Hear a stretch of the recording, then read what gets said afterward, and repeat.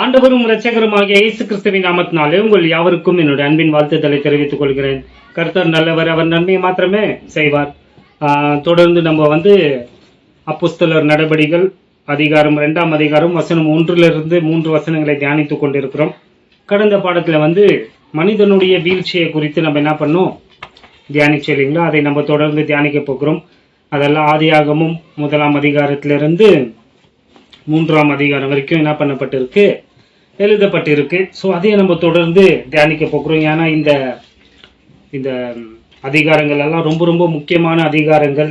ஏன்னா உலகத்துல எந்த ஒரு அறிவாளிக்கும் எந்த ஒரு ஞானிக்கும் விஞ்ஞானிகளுக்கும் தெரியாதது வேதத்தை வாசிக்கிற மாணவனுக்கு நன்றாக தெரியும் இல்லைங்களா? இந்த உலகத்துல ரொம்ப முக்கியமான கேள்வின்ட்டு வைக்கிற கேள்வி எதுன்னு பார்த்தீங்கன்னா, மனுஷன் எங்கிருந்து வந்தான், மனுஷனுடைய நோக்கம் இந்த பூமியில என்ன, what is the purpose of his life on earth, மனிதன் மரித்துந்தம் எங்க போறான். இதெல்லாம் பல நூற்றாண்டுகளாக ஆயிரக்கணக்கான ஆண்டுகளாக என்ன பண்ணப்பட்டிருக்கு, இந்த கேள்வி எழுப்பப்பட்டிருக்கு.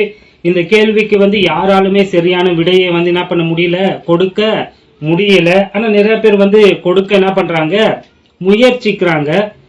ஆனா நிறைய அறிவு இல்லாதவங்க, படிப்பு அறிவு இல்லாதவங்களை என்ன பண்ணிடுறாங்க, இதுதான் பதிலுன்னு ஏமாத்தி தான் என்ன பண்ணிட்டு இருக்கிறாங்க, வந்துட்டு இருக்கிறாங்க. ஆனா உண்மையான அறிவாளிகளுக்கு இன்னமும் அந்த கேள்விக்கு என்ன கிடைக்கல, விடை கிடைக்கல.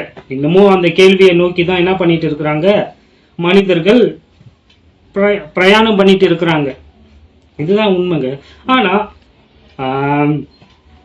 6000 ஆண்டுகளாகவே வேதத்துல மனிதனை யார் படைத்தது, மனுஷன் இந்த பூமியில எப்படி தோன்றினா, மனுஷனுக்கு ஏன் மரணம் சம்பவிக்கிறது, அந்த மாதிரி எந்தெந்த கேள்வியை இந்த உலகத்துல இருக்கிற ஞானிகள் எழுப்புறாங்களோ அந்த கேள்விக்கெல்லாம் இந்த பரிசுத்த வேதாகமத்துல பதில் இருக்கு. அதை அவ்வப்போது என்ன பண்றாங்க, டிபேட் பண்றாங்க. டிபேட் பண்றப்போ வேதத்தின் பக்கம் இருக்கிறவங்க என்ன பண்றாங்க, வெற்றி அடைகிறாங்க. வேதத்திற்கு புறம்பாக எதிர்கட்சியில நிற்கிறவங்க இன்னமும் தோற்கடிக்கப்பட்டு கொண்டு தான் இருக்கிறாங்க. ஏன்னா இது எங்களுடைய வார்த்தை கிடையாது. இது யாரோ ஒரு ராத்திரியோ எந்த ஒரு 30-40 பேர் சேர்ந்து ஒரே ராத்திரியோ ஒரே மாசமோ ஒரே வருடமோ என்ன பண்ணியது கிடையாது, இந்த வேதத்தை எழுதியது கிடையாது. இது 40க்கும் மேற்பட்ட ஆத்தர்ஸ் இருக்கிறாங்க. அவங்க வாழ்ந்த காலகட்டங்கள் எல்லாம் பார்த்தீங்கன்னா ஒருத்தர் இன்னொருத்தர் பார்த்தது கிடையாது. ஒருத்தர் 100 வருஷத்துக்கு முன்னாடி 500 வருஷத்துக்கு அப்புறம் இன்னொரு புத்தகத்தை அவர் இது எழுதுறப்போ அதுவும் அவர் சொன்னதும் என்ன ஆகும், எதுவுமே முரண்பாடு இல்லாத. அது மாத்திரம் கிடையாது, இந்த வேதத்தை வெறும் அறிவாளிகள் எழுதல, படித்தவர்கள் மாத்திரம் எழுதிந்து கிடையாது. இதை ஒரு மெய்ப்பன் எழுதி இருக்கிறாரு. நீங்க வாசிச்சு பாருங்களேன், ராஜா எழுதி இருக்கிறாரு, உலகத்தினுடைய ஞானி எழுதி இருக்கிறாரு, தீர்க்க தரிசிகள் எழுதி இருக்கிறாங்க. அப்படி பல்வேறால பல நூற்றாண்டுகள் ஆக இந்த வேதம் என்ன பண்ணப்பட்டது, எழுதப்பட்டு கடைசியாக இது 66 புத்தகங்களாக தேவன் கடவுள் மனு குலத்திற்கு என்ன பண்ணாரு, கொடுத்திருக்கிறார். இதுல இருக்கிற எல்லாமே பரிசுத்த ஆவியானவரால் என்ன பண்ணப்பட்டது, ஏவப்பட்டு மனிதர்கள் அதை எழுதி இருக்கிறாங்க. இதுல எந்த ஒரு பிழையும் கிடையாது. நீங்க நீங்க எவ்வளவுதான் அதுல பிழை கண்டுபிடிக்க தேடினாலும் உங்களால கண்டுபிடிக்க முடியாது. ஏன்னா இது கர்த்தருடைய வார்த்தை. இந்த வார்த்தை எது சொல்தோ அது அப்படியே நடக்கும், நடந்து கொண்டிருக்கிறது, நடக்கவும் போகிறது. இதை யாராலுமே ஜெயிக்க முடியாது. இது கர்த்தருடைய வார்த்தை என்பதற்கு அதுதான் சான்று இல்லையா? வேற ஏதோ ஒரு புத்தகம் மனுஷனா இதை எழுதி இருந்தா நீங்க இதுல இது பொய்ன்னு நிரூபிக்கலாம். இப்ப எப்படி நாங்க மத்த மத புத்தகங்களை இது பொய், இது கட்டுக்கதை, இது புராண கதைன்ட்டு நிரூபிக்கிறோமோ அது போலவே இதையும் ஒரு மனிதன் தான் எழுதி இருந்தானோ இதையும் என்ன பண்ணிருக்கலாம், விளங்குதுங்களா? ஆனா யாராலும் முடியல, முயற்சிக்கிறாங்க ஆனா முடியல. ஏன்னா இது கர்த்தருடைய வார்த்தை. ஸோ இன்னைக்கு நேரத்தை வீணாக்க விரும்பல. நான் சொன்னேன் இல்லைங்களா, ஆதியாகமம் இந்த உலகத்தில் இருக்கிற எல்லாத்தினுடைய ஆரம்பத்தையும் நீங்க எங்க தான் பார்க்க முடியும், ஆதியாகமத்தில் தான் பார்க்க முடியும். ஏன்னா நம்மளுடைய ஆண்டவர் கன்ஃபியூஷனுக்கு அவர் கடவுள் கிடையாது. அதாவது என்ன சொல்லுவாங்க, கன்ஃபியூஷன்னா குழப்பத்திற்கு அவரு கடவுள் கிடையாது இல்லைங்களா. அவர் வந்து எல்லாத்தையும் பர்ஃபெக்டா செய்கிறவரு. அவர் செய்யற எல்லாத்துலயுமே நோக்கம் இருக்கும். அவர் செய்யற எல்லாத்துலயுமே என்ன இருக்கும், உண்மை இருக்கும். ஸோ ஆதியாகமம் இதை வந்து நான் போதிக்க ஆரம்பிச்சேன்னா எத்தனை மாதம் எடுக்கும்ட்டு எனக்கே தெரியாது. ஏன்னா இதுல அற்புதமான சத்தியங்கள் இருக்கு. எல்லாத்தினுடைய ஆரம்பம்னு சொன்னேன். சயின்டிஃபிக்காக தான் இந்த புத்தகத்தை நம்ம அணுகணும்னு சொன்னேன். அதாவது அதிகாரம் 1, 3, 2, 3, 4 இதெல்லாம் வந்து சயின்டிஃபிக்காக தான் நம்ம என்ன பண்ண முடியும், படித்தாதான் அது உங்களுக்கு சுவாரஸ்யமாக இருக்கும். எல்லாத்தையுமே வந்து அப்படியே மேலோட்டமாக வந்து படித்தா உங்களுக்கு புரியாது. அது இன்னைக்கு உங்களுக்கு ப்ரீஃபாக வேணும்னா நான் போதிக்கிறேன். ஏன்னா அதை வந்து வேர்ஸ் பை வேர்ஸாக டீட்டெயில்டெல்லாம் போதிக்க ஆரம்பிச்சேன்னா நம்ம வேறு எங்கன்னா போயிடுவோம். இப்போவே நம்ம அப்போஸ்தலர் நடவடிக்கையிலேருந்து இங்கே வந்திருக்கிறோம். ஸோ இதை தியானிக்க ஆரம்பித்தோம்னா அது எல்லாத்தையும் நம்ம விட்டுடுவோம். ஸோ வெரி ப்ரீஃபாக மட்டும் உங்களுக்கு நான் என்ன பண்ணுறேன் சொல்கிறேன். ஏன் இதை சொல்கிறேன்னா, பரிணாம கொள்கை பொய் என்பதை நிரூபிக்க இதை நான் உங்களுக்கு சொல்கிறேன். கடந்த பாடத்தில் சொன்ன வண்ணமாக ஆதியிலே இந்த பிகினிங் ஆண்டவர் என்ன பண்ணுறாரு, மனுஷனை சிருஷ்டிக்கிறாரு. ஸோ அப்படின்ட்டு அந்த வசனம் சொல்கிறப்பவே மனுஷன் வந்து தானா வந்து என்ன பண்ணல, தோன்றலன்ற அந்த கேள்விக்கு பதில் கொடுத்தாயிற்று. மனுஷனை அல்லது இந்த உலகத்தை வந்து ஆண்டவர் என்ன பண்ணாரு, சிருஷ்டித்தார்னா உருவாக்குனார், படைத்தார். அப்போ படைப்புன்னு ஒண்ணு இருந்தா படைப்பாளின்னு ஒருத்தர் இருக்கிறார். விளங்கிருக்கும் நினைக்கிறேன் இல்லையா. இந்த நான் கட்டிட்டு இருக்கிற வாட்ச் வந்து இது தானா வந்துச்சுன்னு சொன்னா நீங்க நம்புவீங்களா? நம்ப மாட்டீங்க இல்லையா. அப்படி நான் சொன்னா என்ன நீங்க என்ன சொல்லுவீங்க, முட்டா பையன் சொல்லுவீங்க. அதை தான் நாங்களும் சொல்றோம். யாருன்னா அதுதான் நாங்களும் வந்து இந்த குரங்குக்கு பிறந்த குரங்கு பயபுள்ளிங்கள் எல்லாம் வந்து நாங்க என்ன பண்றோம் சொல்றோம், பைத்தியக்கார பசங்க, கடவுள் இல்லை என்கிறவன் மதிகேடன், முட்டாள், ஃபூல்ன்ட்டு சங்கீதத்துல நம்ம வாசிக்கிறோம். நான் சொல்லுங்க, வசனம் சொல்லுது. இந்த எல்லா படைப்புக்கும் வந்து ஒருத்தர் படைப்பாளின்னு ஒருத்தர் இருக்கிறாரு. இந்த வாட்சை உருவாக்கினவங்க ஒருத்தர் இருக்கிறாங்க. ஒருவேளை இந்த வாட்சை உருவாக்கினவர் யாருன்னு எனக்கு தெரியாம இருக்கலாம் இல்லைங்களா. இந்த உலகத்துல எத்தனையோ விஷயங்களை வந்து நம்ம அனுபவிக்கிறோம். அதை யாரு உருவாக்குனாங்க, அதை யாரு வந்து அதை யாரு மேக் பண்ணாங்கன்றது வந்து நம்மளுக்கு தெரியாது. ஆனாலும் அதை வந்து நம்ம பயன்படுத்துறோம், யூஸ் பண்றோம் இல்லைங்களா. அது போலவே இந்த உலகத்தையும் அந்த சராசரத்தையும் படைத்த ஒரு கடவுள் இருக்கிறாரு. அவர் யாருன்னு நிறைய பேருக்கு தெரியல. அவங்களுக்கு தெரியலன்ற வாசை வந்து கடவுளே இல்லை அப்படின்ட்டு சொல்றது வந்து முட்டாள்தனம். விளங்கியிருக்கும்னு நினைக்கிறேன். ஸோ ஆதியாகமம் 1ஆம் அதிகாரத்தில் ஆண்டவர் மனிதனை என்ன பண்றாரு, சிருஷ்டிக்கிறாரு. மனிதன் என்று சொல்றப்பவே அதுல மனுஷியும் அடங்குறாங்க. ஏன்னா மனிதனுக்குள்ளதான் மனுஷி உருவாக்கப்பட்டார்கள், தோன்றினார்கள். ஸோ அவனை வந்து கடவுள் வந்து அவருடைய சாயல்ல சிருஷ்டித்தார். இதுதான் பெரிய பெரிய ரகசியம். இதை தியானிக்க எத்தனை ஆண்டுகள், எவ்வளவு அறிவு மனுஷனுக்கு வேணும்ட்டு எனக்கு தெரியல. ஏன்னா மனுஷன் அப்படியாப்பட்ட ஒரு சிருஷ்டி. ஏன் அப்படி சொன்னேன், ஏன்னா ஆண்டவர் கடவுள் படைத்ததுலயே அவருடைய அற்புதமான சிருஷ்டி யாருன்னு பாத்தீங்கன்னா அவன் மனுஷன். Man is the crown of God's creation. கடவுளுடைய படைப்பினுடைய சிகரம், crown இல்லைங்களா. அந்த என்ன சொல்லுவாங்க, சிகரம், crown. அது யாரு, மனுஷன். மனுஷன் படிக்கிறது சொல்றேன். மனுஷனை புரிந்து கொண்டாலே கடவுளை புரிஞ்சுக்கிறது ரொம்ப ரொம்ப ஈஸி. ஆனா மனுஷனை படிக்கிறது ரொம்ப ரொம்ப கஷ்டமா மாறி போச்சு. ஏன்னா பாவம் உள்ள வந்துச்சு. ஸோ கடவுள் வந்து என்ன பண்றாரு, மனுஷர்களை சிருஷ்டிக்கிறாரு. அதாவது இந்த உலகத்தை 6 நாள் சிருஷ்டித்தாரு. அதெல்லாம் நீங்க வாசிச்சு பாருங்க ஒவ்வொன்றா. அந்த முதல் நாள் என்னத்தை சிருஷ்டித்தாரு அப்படியே சொல்லிட்டு வரோம். நான் பிரீஃபா சொல்ல போறேன், அந்த அதிகாரத்தை வாசிச்சுக்குங்க. 6ஆம் நாளில வந்து மனுஷனை வந்து கடவுள் என்ன பண்றாரு, சிருஷ்டிக்கிறார், படைக்கிறாரு. அவனை படைச்சிட்டு அவனை வந்து படைக்கிறப்போ வந்து வாயின் வார்த்தையினால அல்ல, அவனை வந்து அவர் என்ன பண்றாரு, மண்ணை எடுத்து அவனை என்ன பண்றாரு, உருவாக்குறாரு. குயவனை போல அவர் என்ன பண்றாரு, உருவாக்குறாரு. ஒரு சின்ன மிஸ்டேக்கு கிளாரிபிகேஷன். கடந்த பாடத்துல வந்து மனுஷனை வந்து ஆண்டவர் மண்ணிலிருந்து சிருஷ்டித்தார், உருவாக்குனார். ஏதேன் தோட்டத்துல அப்படின்னு சொன்ன, ஏதேன் தோட்டத்துல மன்னிச்சுக்கோங்க, ரொம்ப ஸ்பீடா போன வாசம் அந்த பிழை ஏற்பட்டது. மனுஷனை மண்ணிலிருந்து கடவுள் படைத்து அவனுடைய நாசியில வந்து என்னத்தை ஊதுறாரு, சுவாசத்தை ஊதுறாரு. மனுஷன் வந்து ஜீவாத்மாவாக மாறினான். அந்த ஒரே ஒரு வசனத்தை வாசிக்கலாமா?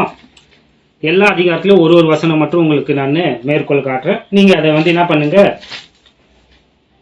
தியானிங்க, படிங்க. படிங்க, படிச்சா உங்களை யாரையும் ஏமாற்ற முடியாது. 1வது அதிகாரத்துல 26வது வசனம் 28வது வசனத்திலே உங்களுக்கு கடந்த பாடத்திலே வாசிச்சு முடிச்சுட்டேன். அதாவது கடவுள் வந்து மனுஷனை படைத்து அவனை எல்லா சிருஷ்டிக்கும் வந்து ராஜாவாக அவனை ஏற்படுத்தி அவனுக்கு அதிகாரம் கொடுத்து நீ இதை ஆண்டு கொள்ளு. 28வது வசனம், நீ என்ன பண்ணு, பழுகி பெருகி இந்த பூமியை வந்து என்ன பண்ணு, நிரப்பி நல்லா சந்தோஷமா இருந்துட்டு அவனை படைச்சார். 1ஆம் அதிகாரம் அதுதான். ஸோ 2ஆம் அதிகாரத்துல 2ஆம் அதிகாரம் வசனம் 7 பாருங்களேன். தேவனாகிய கர்த்தர் மனுஷனை பூமியின் மண்ணினாலே உருவாக்கி ஜீவ சுவாசத்தை அவன் நாசியிலே ஊதினார். மனுஷன் ஜீவ ஆத்மாவானான். இதான் அற்புதமான வசனம் பாத்தீங்களா? இந்த உலகத்துல இருக்கிற யார் வேணும்னாலும் வந்து மனுஷ சாயல வந்து என்ன பண்ணலாம், குயவனை போல வந்து வணையலாம், ஒரு பொம்மையை உருவாக்கலாம், ஒரு ரோபோட்டை வந்து என்ன பண்ணலாம், உருவாக்கலாம். ஆனா அதற்குள்ளாக யாராலுமே வந்து உயிரை வந்து என்ன பண்ண முடியாது, கொடுக்க முடியாது. ஏன்னா உயிருக்கு, லைஃபுக்கு சோர்ஸு யார் தான்? ஊற்று காரணரே கடவுள் தாங்க. கடவுள்கிட்ட இருந்து தாங்க எல்லாமே பிறக்கிறது.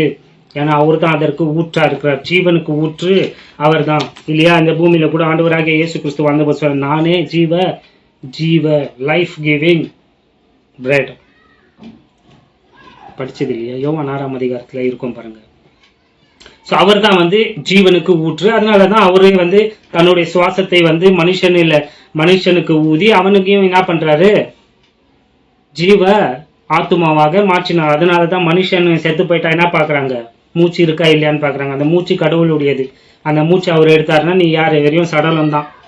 அது கூட கொஞ்ச நாளைக்கு தான். அதற்கப்புறம் உனக்கு வேற பேரு, வேற விஷயங்கள் எல்லாம்.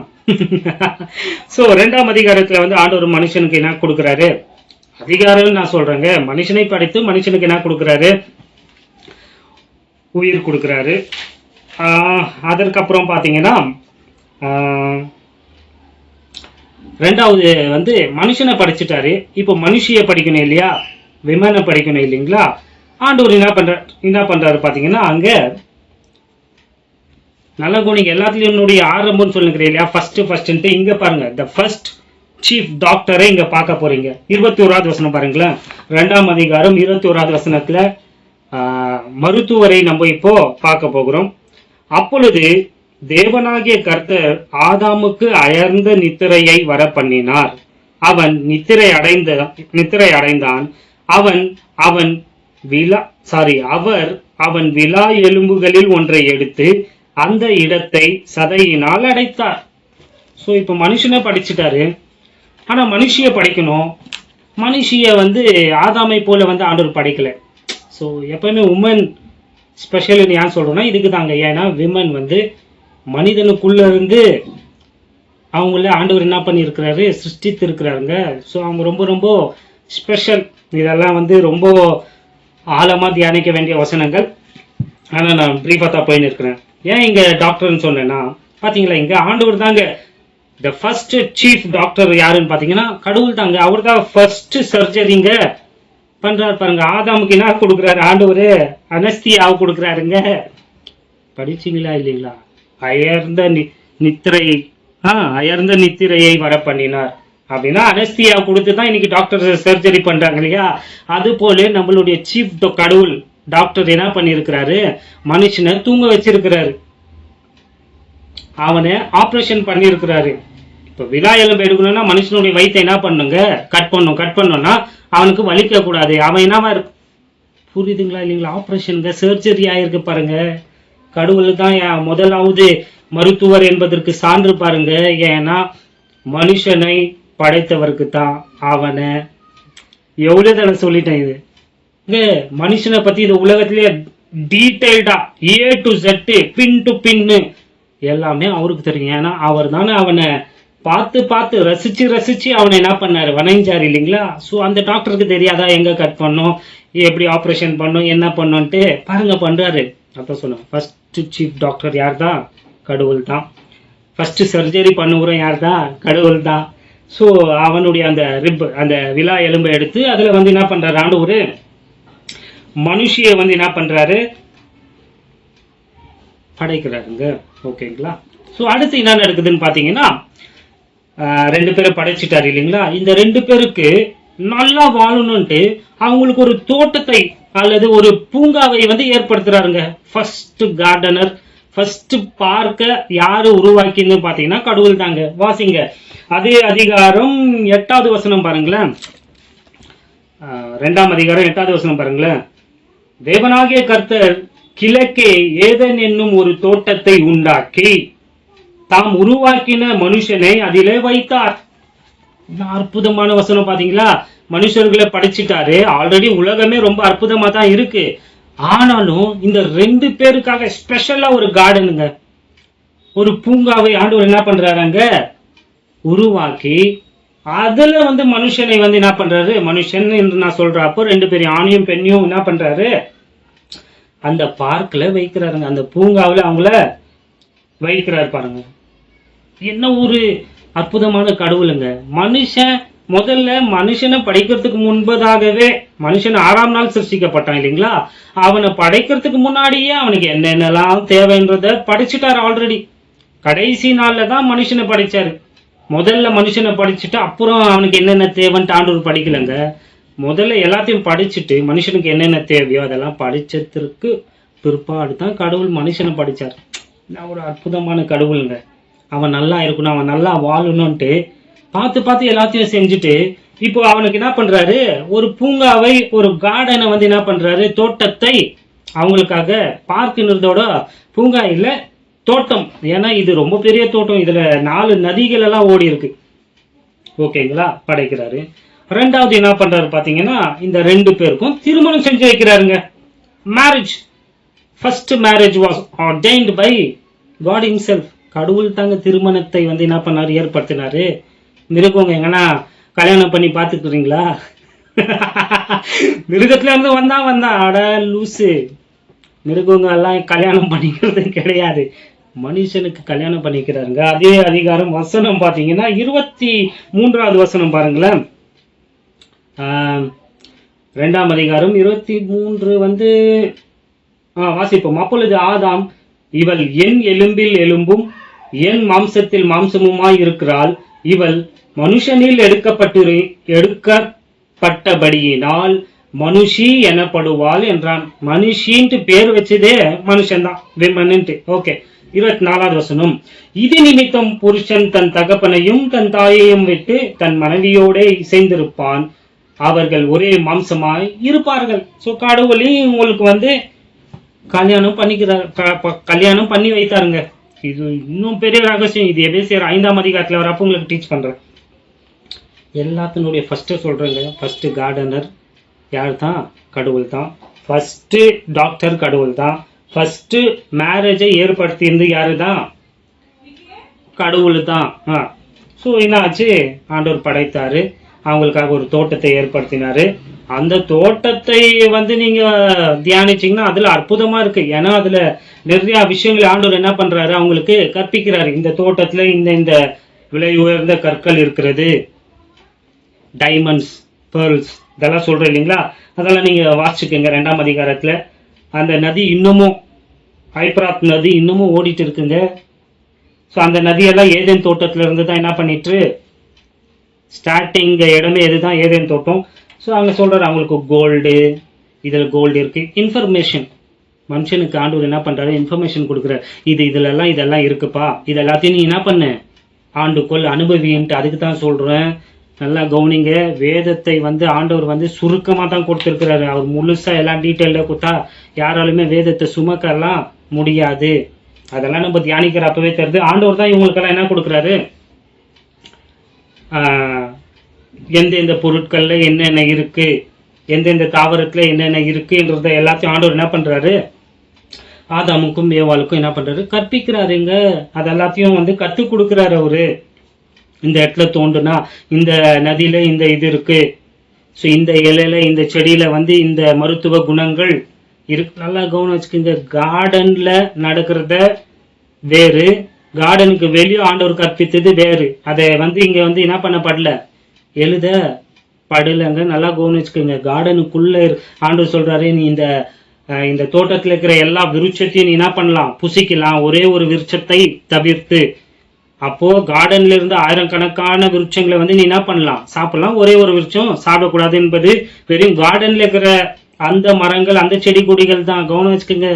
கார்டனுக்கு வெளியே இன்னும் பல லட்சம் விருட்சங்கள் எல்லாம் இருந்துச்சு.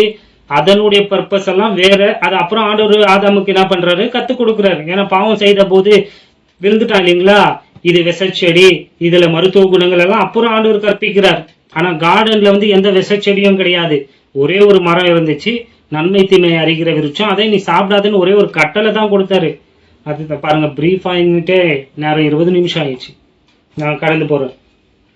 ஸோ ஆதாமுக்கு அந்த 23வது வசனத்திற்கு முன்பதாகலாம் நீங்க வாசிச்சீங்கன்னா, இந்த உலகத்தில் இருக்கிற எல்லா பட்சிக்கும் எல்லா மிருகத்திற்கும் எல்லாத்துக்குமே பேர் யார் தான் வைத்தது?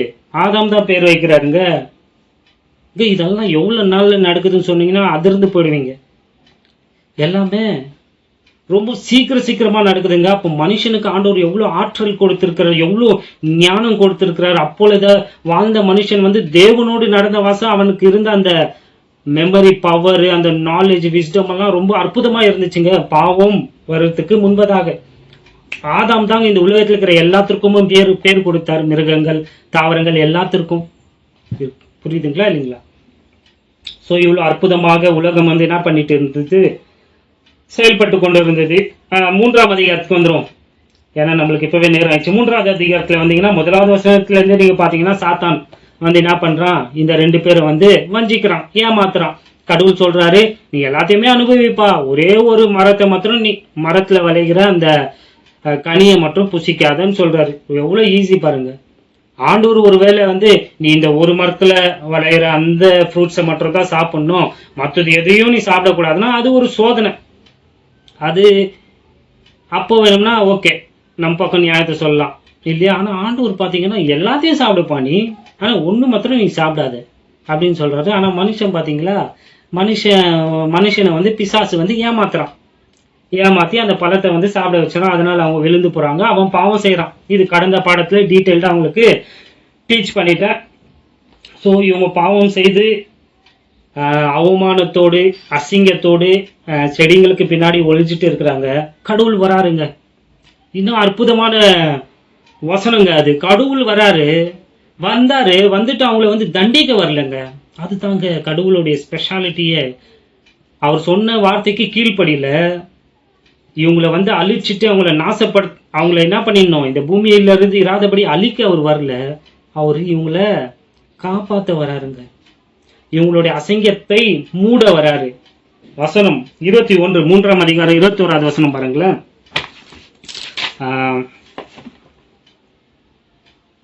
தேவனாகிய கர்த்தர் ஆதாமுக்கும் 20வது வசனம் பாருங்க. ஆதாம் தன் மனைவிக்கு ஏவாள் என்று பெயரிட்டான், ஏனெனில் அவள் ஜீவன் உள்ளோருக்கெல்லாம் தாயானவள்.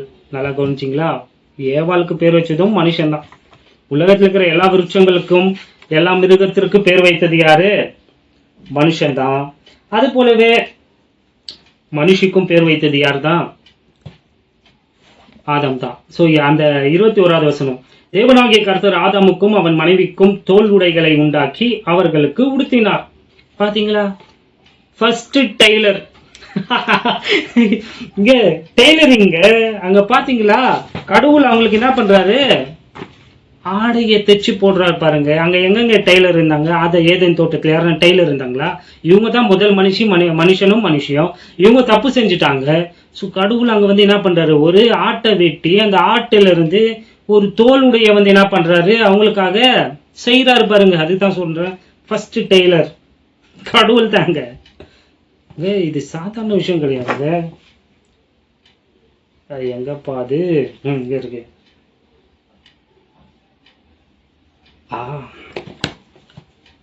இங்க பாத்தீங்கன்னா, நான் கடந்த முறை சொன்னேன் இல்லைங்களா, இந்த பரிணாம கொள்கை, எவல்யூஷன் தியரி, அது தப்புன்னு சொன்னேன் இல்லைங்களா. எல்லாத்துலேருந்தே நான் சொல்லுக்கிறேன், எல்லாத்திற்கும் ஒரு ஆரம்பம், அந்த ஆரம்பத்தை உண்டாக்கினே அவரே யார் தான் கர்த்தர்னு.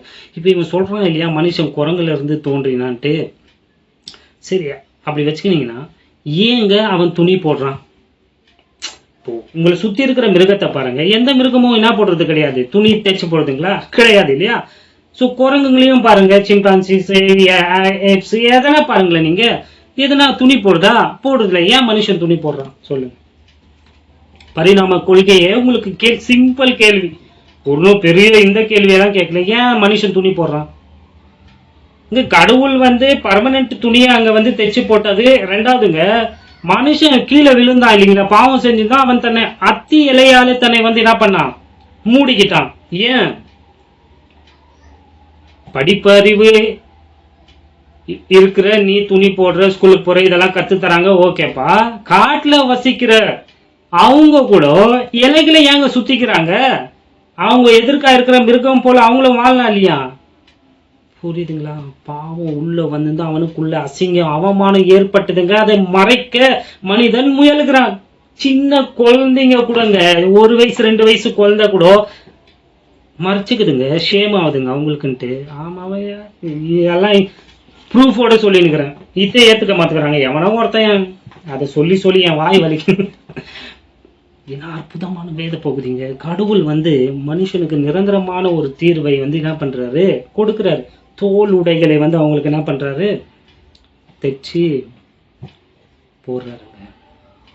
ஸோ ஃபர்ஸ்ட் டைலரிங் வேலை கூட எங்க நடந்திருக்கு? ஏதன் தோட்டத்திலேயே நடந்திருக்கு பாருங்க. ஸோ மனுஷன் பாவம் செய்துட்டான், கீழே விழுந்துட்டான், தேவனை விட்டு அவன் என்ன ஆயிட்டான், பிரிந்து போயிட்டான்.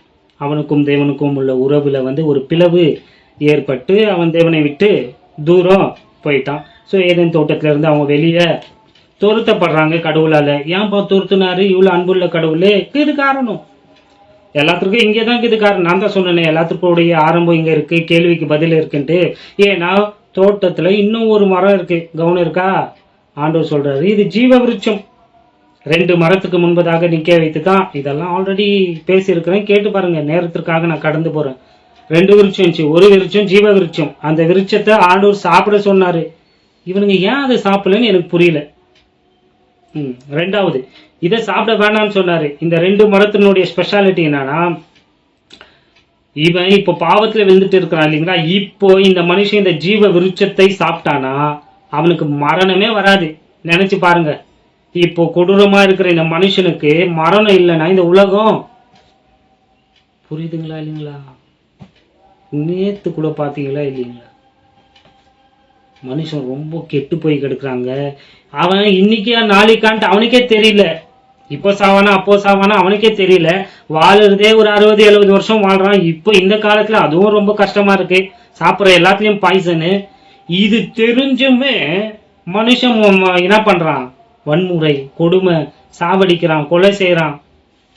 இப்பவே 60-70 வருஷம் வாழ்றதுக்கு இப்பவே எப்படின்னா, அவனுக்கு சாவே இல்லை அப்படின்ற நிலையில அவன் இருந்திருந்தா அவன் என்னென்ன அக்கிரமம் செஞ்சிருப்பான் கொஞ்சம் யோசிச்சு பாருங்க.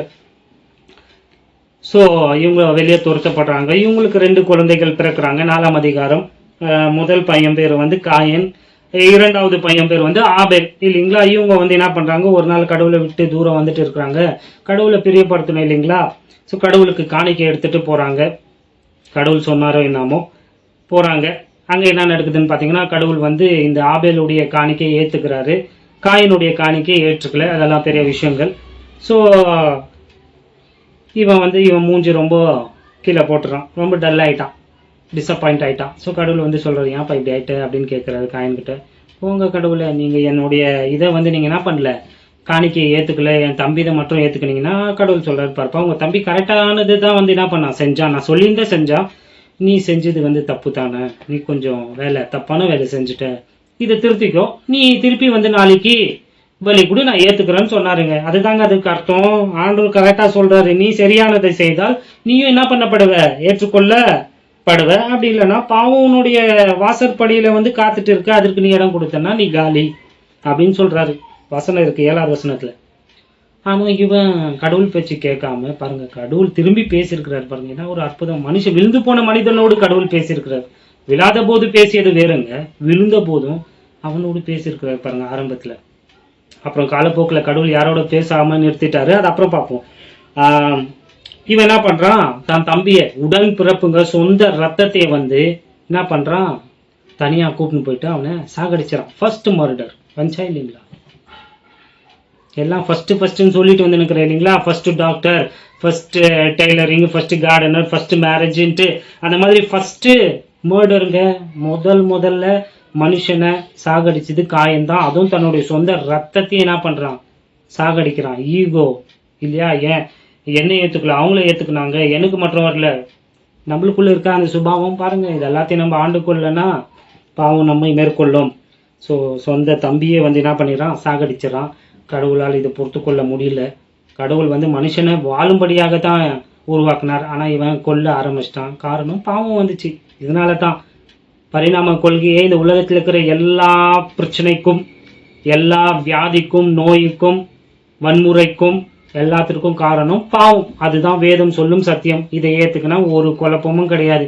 கடவுள் இல்லைன்ட்டு நீங்க பிக்சர்ல எடுக்கிறப்ப தான் எல்லா தவறுகளும் நடக்கிறது. ஸோ கடவுள் அவனை தண்டிக்கிறாரு. தண்டிச்சுட்டு அவனை என்ன பண்றாரு, துரத்துறாரு. நீ வந்து ஒரு இடத்துல இருக்க மாட்ட, பரதேசியா நீ வந்து சுத்துவும், தம்பியை நீ கொன்ற வாச அவனுக்குன்னு ஒரு தண்டனையை கொடுக்குறாரு. இவன் போயிட்டு என்ன பண்றான், முதல் நகரத்தை கட்டுறாங்க. First city built by Cain. அதற்கு பேர் தன்னுடைய மகன் பேரை வைக்கிறார், ஈனோக். ஏனோக்ன்ற பேரை வைக்கிறான். வசனம் 17. ஸோ முதல் நகரம் எப்படி வந்ததுன்றத காட்டுறேன். முதல்ல இல்லையா, அதெல்லாம் எப்படி வந்துச்சுன்னு காட்டிட்டு இருக்கிறேன். வசனம் 17வது வசனத்துல பாத்தீங்கன்னா, காயின் வந்து தன் மனைவி அறைந்து அங்க என்ன பண்றான், அவனுக்கு ஒரு குழந்தை பொறுக்கிறாங்க, ஏனோக்கு. அவன் ஒரு நகரத்தை கட்டுறான். அந்த நகரத்திற்கு பேரு ஏனோக்குன்னு வைக்கிறான். நல்லா கவனிச்சிங்கன்னா, ஆண்டவர் வந்து அவனை நகரத்தை கட்ட சொல்லல, நீ போடான்னு துரத்துறாரு. இவன் கடவுளுக்கு எதிர்த்து நின்று நான் ஏன் போனோன்ட்டு ஒரு நகரத்தை கட்டுறான். அவனுடைய சந்ததியில வந்து நிறைய விஷயங்கள் வந்து வருது. யார் யாரெல்லாம் தோன்றினார்கள், அவனுடைய சந்ததியிலிருந்து டென்ட்ல வாழ்றவங்க தோன்றினாங்க. அதெல்லாம் நிறைய. அது கீழே பாருங்களேன், முதல் மியூசிக் எப்போ வந்துச்சுன்னு எழுதப்பட்டிருக்கு பாருங்க. 21வது வசனத்துல, 4ஆம் அதிகாரம் 21வது வசனத்துல, பிராஸ், அயன் அந்த காலங்கள் எல்லாம் எப்போ தோன்றியது என்று எழுதப்பட்டிருக்கு பாருங்க. ஆர்கெஸ்ட்ரா எப்போ வந்துச்சு, பாடல் குழு, அதெல்லாம் வந்து 20வது வசனத்துல இருந்து வாசிங்க. 23வது வசனத்துல வாசிச்சிங்கன்னா ஃபர்ஸ்ட் பாலிகேமி, அதாவது பலதர மனம். ஒருத்தனுக்கு ஒருத்தர் தானே ஆண்டவர் படைச்சாரு, ஒருத்தனுக்கு ஒருத்தி. ஆதாமுக்கு ஏவாளை தானே படைச்சாரு, ஏவாள்கள் படிச்சாரா, ஏவாளையும் சாரோனையும் படைச்சாரா, சாரோன் பையனா பொண்ணா, எதனா ஒரு பெஷில்பாவை, அப்போ ஏதோ ஒரு பேர் வச்சுக்கோங்களேன், ஏவாளை மாத்திரம் தாங்க படைச்சாரு இல்லையா? ஸோ எல்லாம் ஒன்னா தானே இருந்துச்சு. இப்ப 2 முதல்ல போலிகேமி வந்து எங்க தான் ஸ்டார்ட் ஆகுது, காயினுடைய விழுந்து போன மனுஷனுடைய சந்ததியில இருந்து தான் ஸ்டார்ட் ஆச்சு பாருங்க. ஸோ இதுதான் 4 அதிகாரத்துல வந்து நான் ரொம்ப பிரீஃபா சொல்லியிருக்கிறேன். நிறைய விஷயங்களை விட்டு இருக்கிறேன், அது எனக்கு தெரியும். ஆனால் மெயின் விஷயங்களை வந்து ஹைலைட் பண்ணி உங்களுக்கு நான் காண்பித்து இருக்கிறேன். 5ஆம் அதிகாரத்துல வரப்போ மனுஷன் பாவம் செய்த வாச ரோமர் 5:12 சொல்ற வண்ணமாக பாவம் மரணத்தை பிறப்பித்தது. அடுத்த அதிகாரம் 5ஆம் அதிகாரத்துல பாத்தீங்கன்னா வரிசையா இருக்கும். இவன் வந்து வாழ்ந்தான் செத்தான், he lived and died, he lived and died, he lived and died அப்படின்ட்டு வந்து இருக்கும். 5வது அதிகாரம் 5வது வசனம், ஆதாம் 930 வருஷம் வாழ்ந்து மரித்தான். ஆதாமுடைய மகன் செத்து வந்து இவ்வளவு வருஷம் வாழ்ந்து மரித்தான். செத்தோடைய மகன் ஏனோஸ் வந்து இவ்வளவு வருஷம் வாழ்ந்து மரித்தான். ஏனோஸின் மகன் காயினன் வந்து இவ்வளவு வருஷம் வாழ்ந்து மரித்தான். அப்புறம் மகாலேல் இவ்வளவு வருஷம் வாழ்ந்து மரித்தான். யார் எது டைம் இல்லைங்க, இதுக்கெல்லாம் உங்களுக்கு வசனம் கொடுக்க கூட பாருங்க, எனக்கு என்ன இல்லை, நேரம் இல்லை. இல்லைன்னா உங்களுக்கு நான் கொடுத்துருப்பேன். ஆனால் பிரீஃபா அப்படியே வசனம் வேணுங்களா உங்களுக்கு, வாசிச்சு பாருங்க. 5ஆம் அதிகாரம் 5வது வசனம், 8வது வசனம், 11வது வசனம், 14வது வசனம், 20வது வசனம், 27வது வசனம், 31வது வசனம். இதுல எல்லாம் பாத்தீங்கன்னா மனுஷன் வாழ்ந்தான் செத்தான். அப்பத்துல இருந்து முதல் மனுஷன் வாழ்ந்தான் செத்தான் இல்லைங்களா, கடைசி மனுஷன் வரைக்கும் வாழ்ந்தான் செத்தான்ன்றது வேதம் சொல்ற சத்தியம். நடக்குதா இல்லையா அவங்க கண்ணு முன்னாடி? மனுஷன் பிறக்கிறான், வாழ்றான், சாவுறான். பதில் இருக்கா? ஆனா பரிணாம கொள்கையில எங்கெங்க பதில் இருக்கு? ஏன்பா மனுஷன் செத்து போறான்றதுக்கு, ஏன் இவ்வளவு நாள் வாழ்ந்து செத்து போறான்? அவங்க சொல்றாங்க உள்ள வந்து அவனுடைய செல்ஸ் எல்லாம் சாவுதுப்பா. சரி, வயசாகி சாவுது, குழந்தைங்க ஏன் சாவுது? இந்த பரிணாம கொள்கை சொல்லுது ஏஜ் ஆகுது, ஏஜிங் இல்லையா, உள்ள வந்து அவன் வந்து அவனுடைய செல் எல்லாம் ஏஜ் ஆகி செத்து போகுது, அதனால அவன் செத்து போறான்றாங்களே. குழந்தைங்க ஏன் சாவுறாங்க? ஏன் நல்லா ஆரோக்கியமா இருக்கிறவன் சாவுறான்? பதில் கொடு. முடியாது. விளங்குங்களா இல்லைங்களா சொல்றது? பதில் எங்க இருக்கு? பாவம் மனுஷனுக்குள்ள வந்தது. அந்த பாவம் மரணத்தை பிறப்பித்தது. சரி, இப்போ மனுஷன் 60-70 வருஷம் தான் வாழ்றான். அப்போ 900 இந்த உலகத்திலே ரொம்ப ஹையஸ்டா வாழ்ந்த மனுஷன் பேர் வந்து மெத்துசெலா. மெத்துசெலாவுடைய வயது எவ்வளவு தெரியுங்களா? 900 எங்க எங்க எங்க 69 வயசு. இதுதான் ஹையஸ்டா மனுஷன் வாழ்ந்தது. வசனம் வந்து 27வது வசனம், 5ஆம் அதிகாரம் 27வது வசனத்துல மெத்துசெலா 969 வருஷம் வாழ்ந்தான், மரித்தான். அப்போ எப்படிப்பா அவ்வளோ நூற்றுக்கணக்கான வருஷம் வாழ்ந்தாங்க? இப்ப ஏன் வாழ மாட்டேங்கிறாங்க? பதில் கொடு. பைபிள்ல பதில் இருக்கு. ஜலப்பிரயாணத்திற்கு அப்புறம் இருக்கு. அதுக்கெல்லாம் பதில் நான் சொல்றேன். புரியுதுங்களா இல்லைங்களா? சொல்றது விளங்குதுங்களா? இருக்கிறீங்களா? பதில் எங்க இருக்குப்பா? மனுஷன் வாழ்ந்தான், செத்தான். நான் வாழ்றேன், சாவறேன். நீ வாழ்ற, சாவற. இந்த உலகத்துல வருகிற எல்லாம் வந்த மனுஷர்கள், வரப்போறவங்க எல்லாம் வந்தாங்க, வாழ்றாங்க, சாவத்தான் போறாங்க. ஏன் சாவறாங்க? தப்பு செய்யலனாலும் சாவறாங்க, குழந்தையா இருந்தாலும் சாவறாங்க, வயசாயிட்டு சாவறாங்க. ஏன்னா அவனுக்குள்ள பாவம் இருக்கிறது. அதுக்கு தான் சாவறாங்க. வசனம் மறக்காதீங்க. ரோமர் 5:12. பாவத்தினாலே தான் மரணம் இந்த பூமிக்கு ஒரே மனிதனால அறிமுகம் செய்யப்பட்டது என்பது தான் வேதம் கூறும் சத்தியம். சரி, 6ஆம் அதிகாரம். ரொம்ப டைம் ஆயிடுச்சு நம்மளுக்கு. 6ஆம் அதிகாரத்துல என்ன பாத்தீங்கன்னா, இந்த பாவம் வந்து ரொம்ப ரேப்பிடா வந்து வளர ஆரம்பிச்சிச்சு. மனுஷன் ஏற்றம் அடையல, ஆனா மனுஷனுடைய பாவம் ரொம்ப ரொம்ப வேகமா என்ன இருக்கு, ஏற்றம் அடைந்துட்டு இருக்கு. அங்க நடந்த சம்பவத்தை வந்து தமிழனாக அதை நான் வந்து என்னால என்ன பண்ண முடியாது, விவரித்து சொல்ல முடியாது தமிழ் மொழியில. வேணும்னா ஆங்கில மொழியில சொல்லலாம். ஆமாங்க, எக்ஸ்கியூஸ் மீ. அந்த 6ஆம் அதிகாரத்தை திருப்பினீங்கன்னா அங்க 2 விஷயம் வந்து ரொம்ப ஹைலைட்டட் ஆயிருக்கு. 2 விஷயம் நடந்திருக்கு. ஒன்று வந்து பாலியல், இன்னொன்று வந்து வன்முறை, வயலன்ஸ் அண்ட் செக்ஸ். இது 2 வந்து அப்பா. வசனம் வாசிப்போமே. 6ஆம் அதிகாரம் வசனம் பாருங்களேன். கடவுளே ஏண்டா இந்த மனுஷர்களை நம்ம படைச்சோன்ட்டு மனஸ்தாபப்பட்டாருங்க. அப்ப எவ்வளவு கொடூரமான பாவத்தை மனுஷன் செஞ்சிருக்கிறான்ட்டு நீங்க அப்புறமா வாசிச்சு பாருங்களேன். 6வது வசனத்தை 7வது வசனத்துல பாருங்களேன். ஆதியாகமும் 6:7 பாருங்களேன். அப்பொழுது கர்த்தர், நான் சிருஷ்டித்த மனுஷனை பூமியின் மேல் வைக்காமல் மனுஷன் முதற்கொண்டு மிருகங்கள், ஊரும் பிராணிகள், ஆகாயத்து பறவைகள் பரியந்தமும் உண்டாயிருக்கிற அவைகளை நிக்கிரகம் பண்ணுவேன். நான் அவர்களை உண்டாக்கினது எனக்கு மனஸ்தாபமாய் இருக்கிறது என்றார். ரொம்ப கஷ்டமா இருக்கு, எனக்கு ரொம்ப பாரமா இருக்கு, வருத்தமா இருக்கு, கவலையா இருக்கு. ஏண்டா இந்த மனுஷர்களை நம்ம படைச்சோன்ட்டு. 1வது அதிகாரத்துல படிச்சுட்டு எவ்வளோ அழகா இருக்கு, ரொம்ப அழகா இருக்குன்னு சொன்னவரு 6ஆம் அதிகாரத்துல ஏண்டா இவனுங்களை படைச்சோன்ற நிலைமைக்கு பாவம் வந்து பெருகிட்டுருங்க. ரொம்ப ரொம்ப அசிங்கமான, ரொம்ப ரொம்ப அருவருப்பான விஷயங்கள் வந்து அங்க என்ன ஆயிருக்கு, நடந்துச்சுங்க. 6வது வசனம் பாருங்களேன். தாம் பூமியிலே மனுஷனை உண்டாக்கினதற்காக கர்த்தர் மனஸ்தாபப்பட்டார், அது அவர் இருதயத்திற்கு விசனமாயிருந்தது. ஏன்? 5வது வசனம், மனுஷனுடைய அக்கிரமம் பூமியிலே பெருகினது என்றும் அவன் இருதயத்தின் நினைவுகளின் தோற்றம் எல்லாம் நித்தமும் பொல்லாததே என்றும் கர்த்தர் கண்டு. வாசிச்சீங்களா? Every imagination was evil, continually evil. அப்படின்னா என்ன அர்த்தம்? காத்தால எழுந்தது முதல் கொண்டு அவன் தூங்குற வரைக்கும் அவன் யோசிக்கிறதெல்லாம் அவ்வளோ அருவருப்பு, ஈச்சையா இருந்துச்சுங்க. 2 விஷயம் சொன்னேன் இல்லைங்களா அங்க, அதெல்லாம் நான் சொல்லிட்டு ஆல்ரெடி. அதெல்லாம் நம்மளால பண்ண முடியாதுங்க. ஒன்று பாலியல், செக்ஸு, இன்னொன்று வந்து வன்முறை. அங்க என்ன நடந்துச்சு பார்த்தீங்கன்னா, இந்த மனிதன் வந்து ஒருத்திக்கு ஒருத்தன்றதை விட்டுட்டு, ஒருத்திக்கு 2 பேருன்றதெல்லாம் விட்டுட்டு திருமணத்தை கடவுள் ஏற்படுத்தினார் இல்லைங்களா. அதற்குள்ளதான் செக்ஸ் ஆண்டவர் உண்டாக்குனார் இல்லையா. செக்ஸ் ரொம்ப அற்புதமானது. ஏன்னா அதனுடைய நோக்கம் வந்து அற்புதமான ஒரு நோக்கம். அது மனுஷர்களை வந்து என்ன பண்ணும், இந்த பூமியில் இது பண்ணோம். அது எதுல செய்யப்படணும்? மேரேஜுக்குள்ள. அது கடவுள் ஏற்படுத்தியது. இவங்க கடவுளுக்கு ஏற்படுத்திய அதற்கு வெளியே போயிட்டு யாரை பார்க்கறானுங்களோ அவங்களோட உடல் உறவு கொண்டுட்டானுங்க.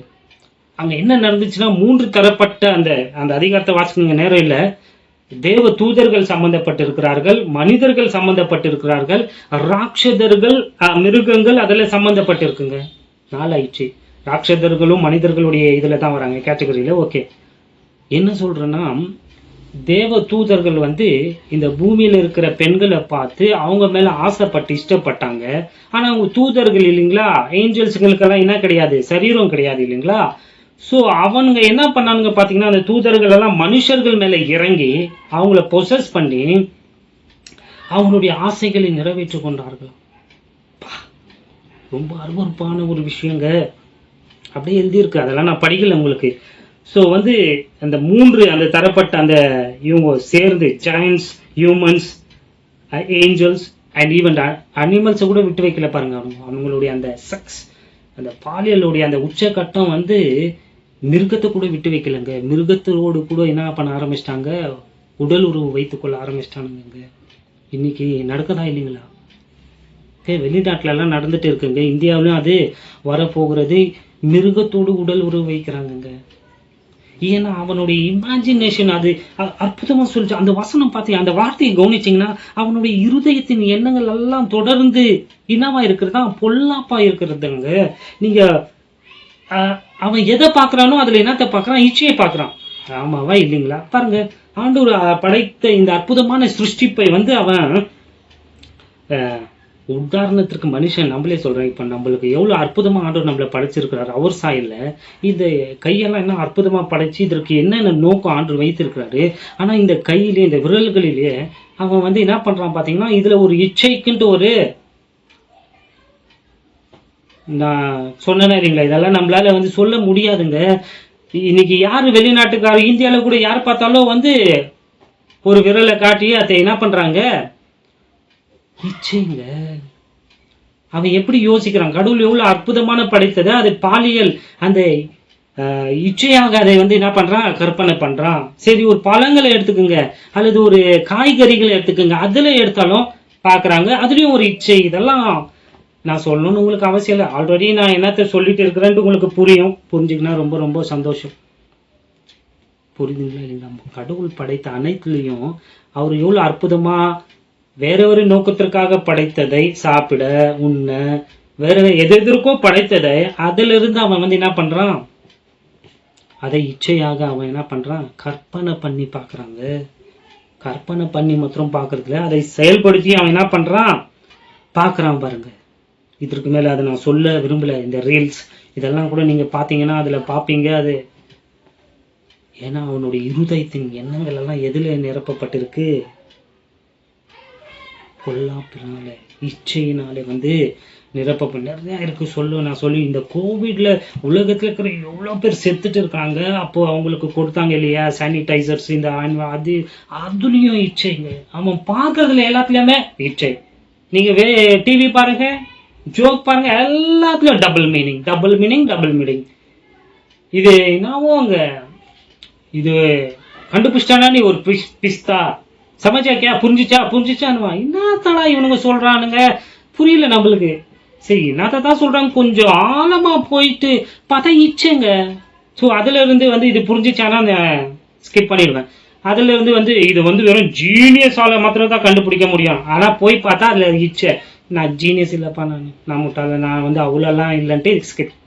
என்ன சொல்ல வர, எல்லாத்துலயுமே அவன் இச்சைங்க. ரீல்ஸ்ல எல்லாம் பாத்தீங்கன்னா அம்மா பிள்ளையோடு பண்ற அந்த அக்கிரமும், அப்பா மகளோடு பண்ற அக்கிரமும். இங்க வட இந்தியாவில விடுங்க இல்ல பாவம் தான். வட இந்தியாவில படிக்கல, அவங்க ஸ்கூலுக்கு போறதுல, அவங்க ஏதோ ரீல்ஸ் போட்டுக்கின்னு அதுல பணம் சம்பாதிக்க நான் இங்க சிட்டில வாழ்றவங்க கூட அவ்வளோ நல்லா படிச்சிருக்கிறாங்க, பணக்கார வசதியா இருக்கிறாங்க, அவ்வளோ அழகா இருக்கிறாங்க. ஓப்பனா சொல்ற, அழகா இருக்கிறாங்க, படிச்சிருக்கிறாங்க. வீடெல்லாம் அவங்க எடுக்கிற ரீல்ஸ் எல்லாம் பாத்தீங்கன்னா எல்லாமே இருக்கு அவங்க வீட்டுல. அவங்க அப்பா அம்மா அவங்கள அவ்வளோ அழகா வைத்துட்டு இருக்காங்க. ஒரு ரூம்குள்ள போய் கதவை சாத்திட்டு அவங்க அடிக்கிற கூத்து, அவங்க பண்ற அந்த எதுக்கு, லைக்ஸ்க்கு, அவங்க ட்ரெண்டிங் ஆகணும், அது மூலியமா இன்னும் சம்பாதிக்கணும். அவங்க பெற்றவங்க எல்லாம் கஷ்டப்பட்டு பிசினஸ் பண்ணி சம்பாதிச்சாங்க. இப்ப இருக்கிற இந்த ஜெனரேஷன்ல அவங்களுக்கு பிறந்தவங்க இவ்வளோ அழகா இருக்கிறாங்க, படிச்சு இருக்கிறாங்க. இவங்களுக்கு அறிவு இல்லையாங்க, போயிட்டு அந்த ரீல்ஸ அரை நிர்வாணத்தோடு நான் டெய்லி ரோட்ல தானே நம்ம வேலையே. இந்த ரோட்ல 4-5 பேர் ஆடிட்டு இருக்கிறாங்க, ஒருத்தன் பிடிச்சிட்டு இருக்கான். கேட்டா ரீல்ஸ் பண்றாங்க. எல்லாம் படிச்சவங்க தான், கிராஜுவேட்ஸ். எதற்கு? ஒண்ணுங்க, பிச்சை. அவன் பிச்சை எடுக்கிறான், ₹1 போடுன்ட்டு நீ ஒரு லைக் போடுன்னு பிச்சை எடுக்கிற, அவ்வளவுதான். இதனால நீ அஃபண்ட் ஆனாலும் கோவம் வந்தா அது எனக்கு ஐ டோன்ட் கேர். அதுதான் உண்மை.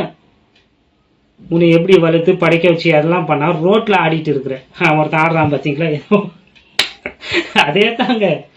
ஐயோ, அதான் யார் பண்றது இதெல்லாம்? வேலை வெட்டி இல்லாதவங்களோ படிக்காதவங்களோ கிடையாதுங்க, நல்லா படிச்சு அழகா இருக்கிற வசதி இருக்கிறவங்க அசிங்கம், தங்களுடைய சரீரத்தை அசிங்கப்படுத்திக்கிட்டு இருக்கிறாங்க, எல்லாருக்கும் காட்டிட்டு இருக்கிறாங்க. இதெல்லாம் கொஞ்சம். ஆனா நான் சொல்றது இங்க நடந்தது என்ன தெரியுமா, ரொம்ப அருவருப்புங்க. அது சொல்லவே முடியாது. நிர்வாணமாக எல்லாரும் யாரை பார்த்தாலும் யாரைக்கிட்டையும் செக்ஸ் பண்ணிக்கணுங்க. அங்க ஏன் வன்முறை ஏற்படுத்துதுன்னு பாத்தீங்கன்னா, எல்லாரையும் அனுபவிச்சாங்க அவங்க. ராட்சதர்கள் எல்லாம் அந்த காலத்துல இருந்தாங்க, தேவ தூதர்கள் எல்லாம் இறங்கினாங்க இல்லையா, அவங்க பேர் பெற்றவர்களா ஆனாங்கன்ட்டு எல்லாம் வசனம் சொல்லுது இல்லைங்களா. யாருன்னா மறுத்தாங்கன்னா அவங்கள அடிக்க ஆரம்பிச்சிட்டாங்க. எல்லாருமே அவங்க அந்த செக்ஸ் ஸ்கூல்ல என்ன பண்ணிட்டாங்க, கொண்டு வந்துட்டாங்க. யாருன்னா மறுத்தா அடி. தேவ தூதர்கள் ராட்சதர் அவங்க எல்லாம் ரொம்ப பலசாலி. அவங்களுக்கு போய் யாருன்னா மறுக்க முடியுமா? மறுத்தானா உன்னியவே என்ன பண்ணுவாங்க, உங்களுடைய மனைவியோ மகளையோ அம்மாவையோ அவங்க கேட்டா நீ குட்டுணும், இல்லைன்னா அவங்க என்ன பண்ணும். அதெல்லாம் நடந்துச்சுங்க அங்க. ரொம்ப அருவருப்பான, ரொம்ப வன்முறை அங்க ஏற்பட்டு ஆண்டவர் பார்க்கிறார். இதெல்லாம் ஆச்சு, மிருகத்தை கூட விட்டு வைக்கலங்க இவனுங்க. ஆண்டவர் பார்த்தாரு, இல்லடாப்பா ரொம்ப ரொம்ப அசிங்கமான காரியங்களை இவங்க செய்யறாங்க. ஆண்டவருக்கு வேற ஆப்ஷனே இல்லைங்க. அதனால ஆண்டவர் சொல்றாரு, எல்லாரையும் தூக்கு, எல்லாருமே நான் என்ன பண்ண போறேன், இந்த பூமியில இராதபடிக்கு அழிச்சிட போறேன்ட்டு முடிவு எடுத்துட்டாரு. ஆனா நோவா மற்றும் கர்த்தருடைய பார்வையில் என்ன பண்ணா, கிருபை பெற்றவனா இருந்தான். அவன் கொஞ்சம் ஒழுக்கமா என்ன பண்ணா, ஒரே ஒருத்தனுடைய ஃபேமிலி ரொம்ப ஒழுக்கமா இருந்துச்சு. மற்றவங்கள எல்லாம் ஒழுக்கமா இருந்த ஒரு சிலர் இருந்தாலும் அவங்களையும் விட்டு வைக்கல இல்லையா. ஆனா இவங்க மற்றும் நோவா மற்றும் ஆண்டவருடைய பார்வையில என்ன பண்ணா, கிருபையை பெற்றுக்கொண்டான். அதுதான் 7ஆம் அதிகாரம், அற்புதமான அதிகாரம். ஆண்டவர் சொல்றாரு, ஒரு பேழையை உருவாக்குப்பா. இதுல அற்புதமான கதைகள் எல்லாம் சொல்லலாம், இப்ப நம்மளுக்கு நேரம் இல்லை. ஸோ இந்த உலகத்தை ஆண்டவர் ஜலப்பிரயாணத்தினால அழிச்சாங்க. அதாவது முதலா மழை வந்துச்சுங்க. அப்ப இது வரைக்கும் மழையே வரல, ஃபர்ஸ்ட் ரெயின். இதையும் நோட் பண்ணிக்கங்க. 7ஆம் அதிகாரத்துல உலகம் உண்டாகி 1500 வருஷம் இந்த உலகத்துல மழை வரல என்பது குறிப்பிடத்தக்கது. பனியினாலதான் இந்த பூமியில இருக்கிற புல் பூண்டுகள் எல்லாம் வளர்ந்துச்சு ஏதேன் தோட்டத்துல. அந்த வசனம் அங்க இருக்கு. மழையை எவனும் பார்த்தது கிடையாதுங்க 1500 வருஷம் கிட்ட. சாண்டவர் சொல்றாரு, மலையில இந்த உலகத்தையும் நான் என்ன பண்ண போறேன், அழிக்க போறேன்னு சொன்னாரு. அது போலவே இந்த பேழையை கட்டினாங்க நோவாவும் அவனுடைய 3 பிள்ளைகளும் அவனுடைய 3 மருமகள்மார்கள். நோவா, அவனுடைய மனைவி, அவனுடைய 3 புதல்வர்கள் குமாரர்கள் மற்றும் 3 மருமகள்கள். 8 பேர் மாத்திரம்தான் அந்த கப்பலுக்குள்ள, அவன் கட்டின பேழைக்குள்ள போயிட்டு தப்பித்து கொண்டார்கள். மற்றவங்க யாரும் இவன் சொன்னதை யாரும் கேட்கல. இவன் சொல்றான், மனம் திரும்பிடுங்கப்பா, கடவுள் மன்னிச்சிடுவாரு, மனம் திரும்பிடு, இந்த அசிங்கத்தை விட்டுருங்க, இந்த சண்டையெல்லாம் விட்டுருங்க, வாங்கன்னு கூப்பிடுறான். எவனும் கீழ்ப்படியில. ஸோ ஆண்டவர் என்ன பண்றாரு, அழிச்சிட்டாரு. இதுதான் வசனம் அதிகாரம் 7ஆம் அதிகாரம் 8வது வசன அதிகாரத்துல எல்லாம் நம்ம வாசிக்கிறோம். ஸோ மழை எல்லாம் 1 வருஷம் ஆகுதுங்க, தண்ணி ஸ்டார்ட் ஆயிட்டு எல்லாமே இந்த பூமியில இதுல நிறைய சயின்டிபிக் விஷயங்கள் அடங்கியிருக்கு. இதற்கப்புறம் மனுஷனுடைய ஆயுள் நாட்கள் குறைக்கப்பட்டது. ஏன்னா ஆண்டவர் மேலேருந்து அந்த தண்ணியை என்ன பண்ணிட்டான், அந்த ஓசோன் அந்த இதெல்லாம் சொல்லுவாங்க இல்லைங்களா, அதெல்லாம் வேற எப்ப நான் உங்களுக்கு போதிக்கிறேன். அதை எல்லாத்தையும் ஆண்டவர் திறந்தாரு. அப்போ தான் உஷ்ணம் ஜாஸ்தி ஆச்சு. அப்போ மனிதனுக்கு பாவமும் உள்ள என்ட்ராயிற்று. ஸோ மனுஷனுடைய வாழ்வு நாட்கள் குறைஞ்சிட்டே வந்துச்சு. அவன் எடுத்துக்கிற உணவுல எல்லாம் மாற்றங்கள் ஏற்பட்டது. அது வரைக்கும் உலகம் ஆல்மோஸ்ட் 1600 வருஷம் உலகம் வெஜிடேரியனா இருந்துச்சுங்க. மனுஷன் யாரும் மிருகத்தை சாப்பிட்டது கிடையாது. நல்லா கவனிச்சுக்கோங்க, எல்லாம் வெஜிடேஷனா தான் இருந்துச்சு. இந்த ஜல பிரயாணத்திற்கு பிற்பாடு தான் மனுஷன் நான்வெஜ் சாப்பிட கடவுள் சொன்னாரு, அதனால தான் சாப்பிட்டுட்டு இருக்கிறோம். கடவுள் வானானா நாங்க இப்ப கூட சாப்பிட மாட்டோம். இதெல்லாம் தேவைப்படுது சயின்டிபிக்கா, உங்களுக்கே தெரியும், உங்க டாக்டர்ஸை கேட்டுக்கோங்க, சாப்பிட வேண்டிய அவசியம். ஓகே, ஸோ திருப்பி ஆண்டவர் அந்த பழைய பிளானுக்கே போறாரு. என்ன பிளான்? ஆதியாகமம் 1:28 சொல்றாரு இல்லையா, அந்த பூமியை பழுகி பெருகி நிரப்புங்கன்ட்டு வாசிங்க. 9ஆம் அதிகாரம் முதலாவது வசனம், பின்பு தேவன் நோவாவையும் அவன் குமாரரையும் ஆசீர்வதித்து நீங்கள் பலுகி பெருகி பூமியை நிரப்புங்கள். திருப்பி அந்த ஃபர்ஸ்ட் ஒரிஜினல் பிளானுக்கே ஆண்டவர் என்ன பண்றாரு, வராரு, சொல்றாரு, போங்கப்பா இப்போனா ஒழுங்கா என்ன பண்ணுங்க, வாழுங்க, நான் சொன்னதை செய்யுங்க, இந்த அழகா இந்த பூமியை வந்து நிரப்புங்க, பழுகுங்க பெருகுங்கன்ட்டு என்ன பண்றாரு சொல்றாரு. ஆனா திரும்பி இந்த 9ஆம் அதிகாரத்துல இருந்து 11ஆம் அதிகாரத்தும் 200 வருஷத்திற்குள்ள திரும்பி உலகம் மாறுது.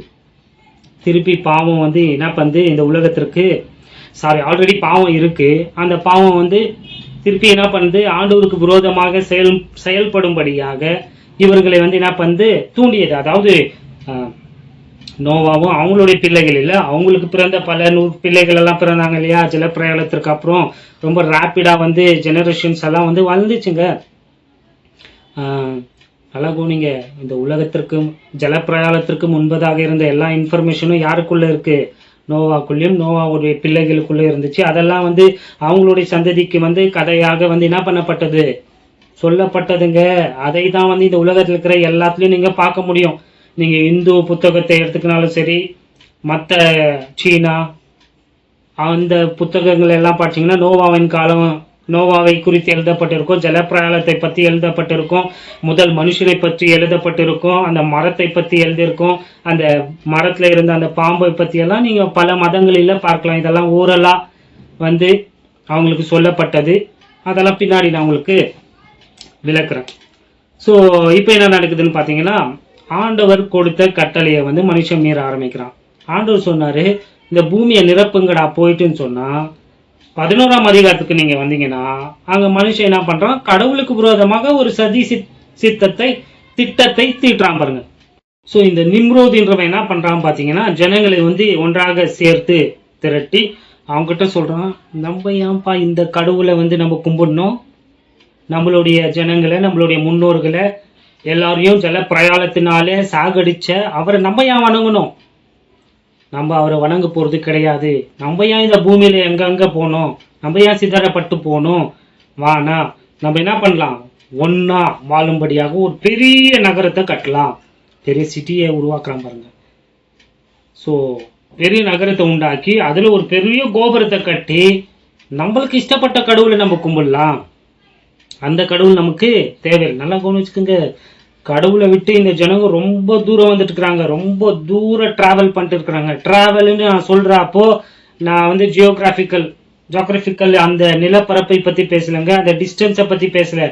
நான் சொல்றது மனிதனுக்கும் கடவுளுக்கும் உள்ள தூரத்தை பத்தி பேசுறேன். உண்மையான மெய் கடவுள் யார் என்பதை வந்து அப்பொழுது வாழ்ந்த ஜனங்கள் வந்து என்ன பண்ணல, அறியலங்க, அவங்களுக்கு தெரியாதுங்க. அவங்க ரொம்ப ரொம்ப தூரம் என்ன பண்ணிட்டாங்க, கடவுளை விட்டு போயிட்டு இருக்கிறாங்க. ஸோ மனிதன் வந்து எதை கும்பிட ஆரம்பிச்சான் பார்த்தீங்கன்னா, ஜல பிரயாணத்திற்கு முன்பதாக வாழ்ந்த மனிதர்களை கும்பிட ஆரம்பிச்சாங்க. இதுதாங்க உண்மை. ஜல பிரயாணத்திற்கு முன்பதாக வந்து வாழ்ந்தாங்க இல்லையா மனுஷர்கள், அவங்கள தான் இவன் வந்து கடவுளாக அறிமுகப்படுத்திட்டான். அவங்க தாப்பா நம்மளுடைய கடவுள்கள். ஏன்னா அவங்க யார் இருந்தாங்க, அவங்க எல்லாம் பேர் பெற்றவர்களா இருந்தாங்கன்ட்டு ஆதியாகமம் 6ஆம் அதிகாரத்துல உங்களுக்கு சொன்னா இல்லைங்களா, அதை காட்டலீங்களா, அதை நீங்க வாசிச்சு பாருங்க. 4வது வசனத்துல இருக்கு பாருங்க. அப்பொழுது வாசிச்சுடுவோமா, அது ஒரு வசனத்தை மட்டும் வாசிடலாம்.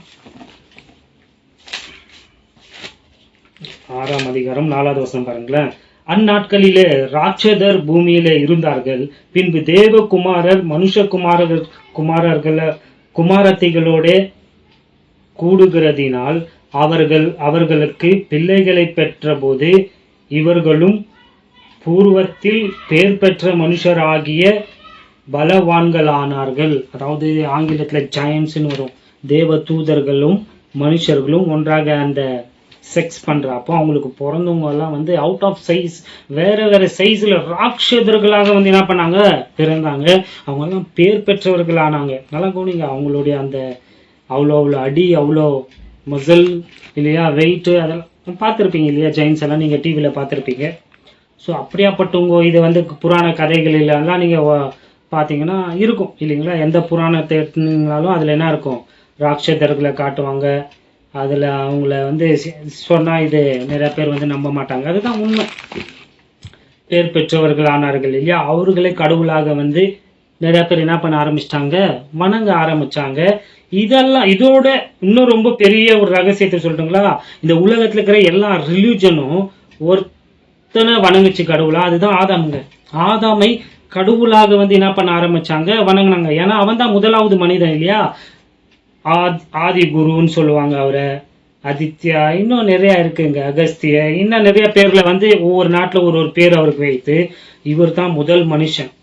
முதல் ஈவன் வந்து அவரை தான் வந்து நிறைய பேர் சிவனுன்ட்டும் சொல்றாங்க. ஓகே, அவங்க இல்லைன்னு இருப்பாங்க, அது நமக்கு தேவையில்லை, ஓகே விட்டுடலாம்.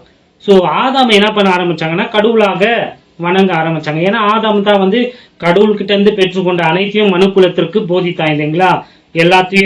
எல்லாத்தருடைய பேரை, ஆதாம் பாவம் செஞ்சுட்டு தோட்டத்திற்கு வெளியே வந்து செத்து போயிடலங்க. 930 வருஷம் வாழ்ந்தான். ஆதியாகமம் 5ஆம் அதிகாரம் 930 வருஷம் அவன் வாழ்ந்தான். சும்மா வாழல, கடவுள் அவனோடு எப்படி நடந்தாரு எல்லாத்தையும் சொல்லியிருப்பான் இல்லையா. நிச்சயமா கடவுளுடைய அந்த நற்பண்பு என்ன, எல்லாத்துலயும் இருக்கிற அந்த நல்ல விஷயங்களை, இந்த தாவரம் வந்து கெட்டது, இது நல்லது, இது சாப்பிடணும் சாப்பிடக்கூடாது, இதனுடைய பேர் இது, இதனுடைய யூசேஜஸ் எல்லாம் இது அது எல்லாத்தையும் போதிச்சான். அதை தான் வந்து ஜனங்கள் வந்து என்ன பண்ணாங்க, அது அப்படியே மாற்றப்பட்டது, ஒருத்தர்கிட்ட இருந்து ஒருத்தர் மாற்றப்பட்டது இல்லைங்களா. ஸோ ஆதாமை கடவுளாக பார்த்தாங்க. ஏன்னா ஆதாமுடைய விந்துல தானே, அதுல இருந்து தான் எல்லாருமே தோன்றினவாச. ஆதாமுடைய அந்த ஆண் குறிய வந்து வணங்க ஆரம்பிச்சிட்டாங்க.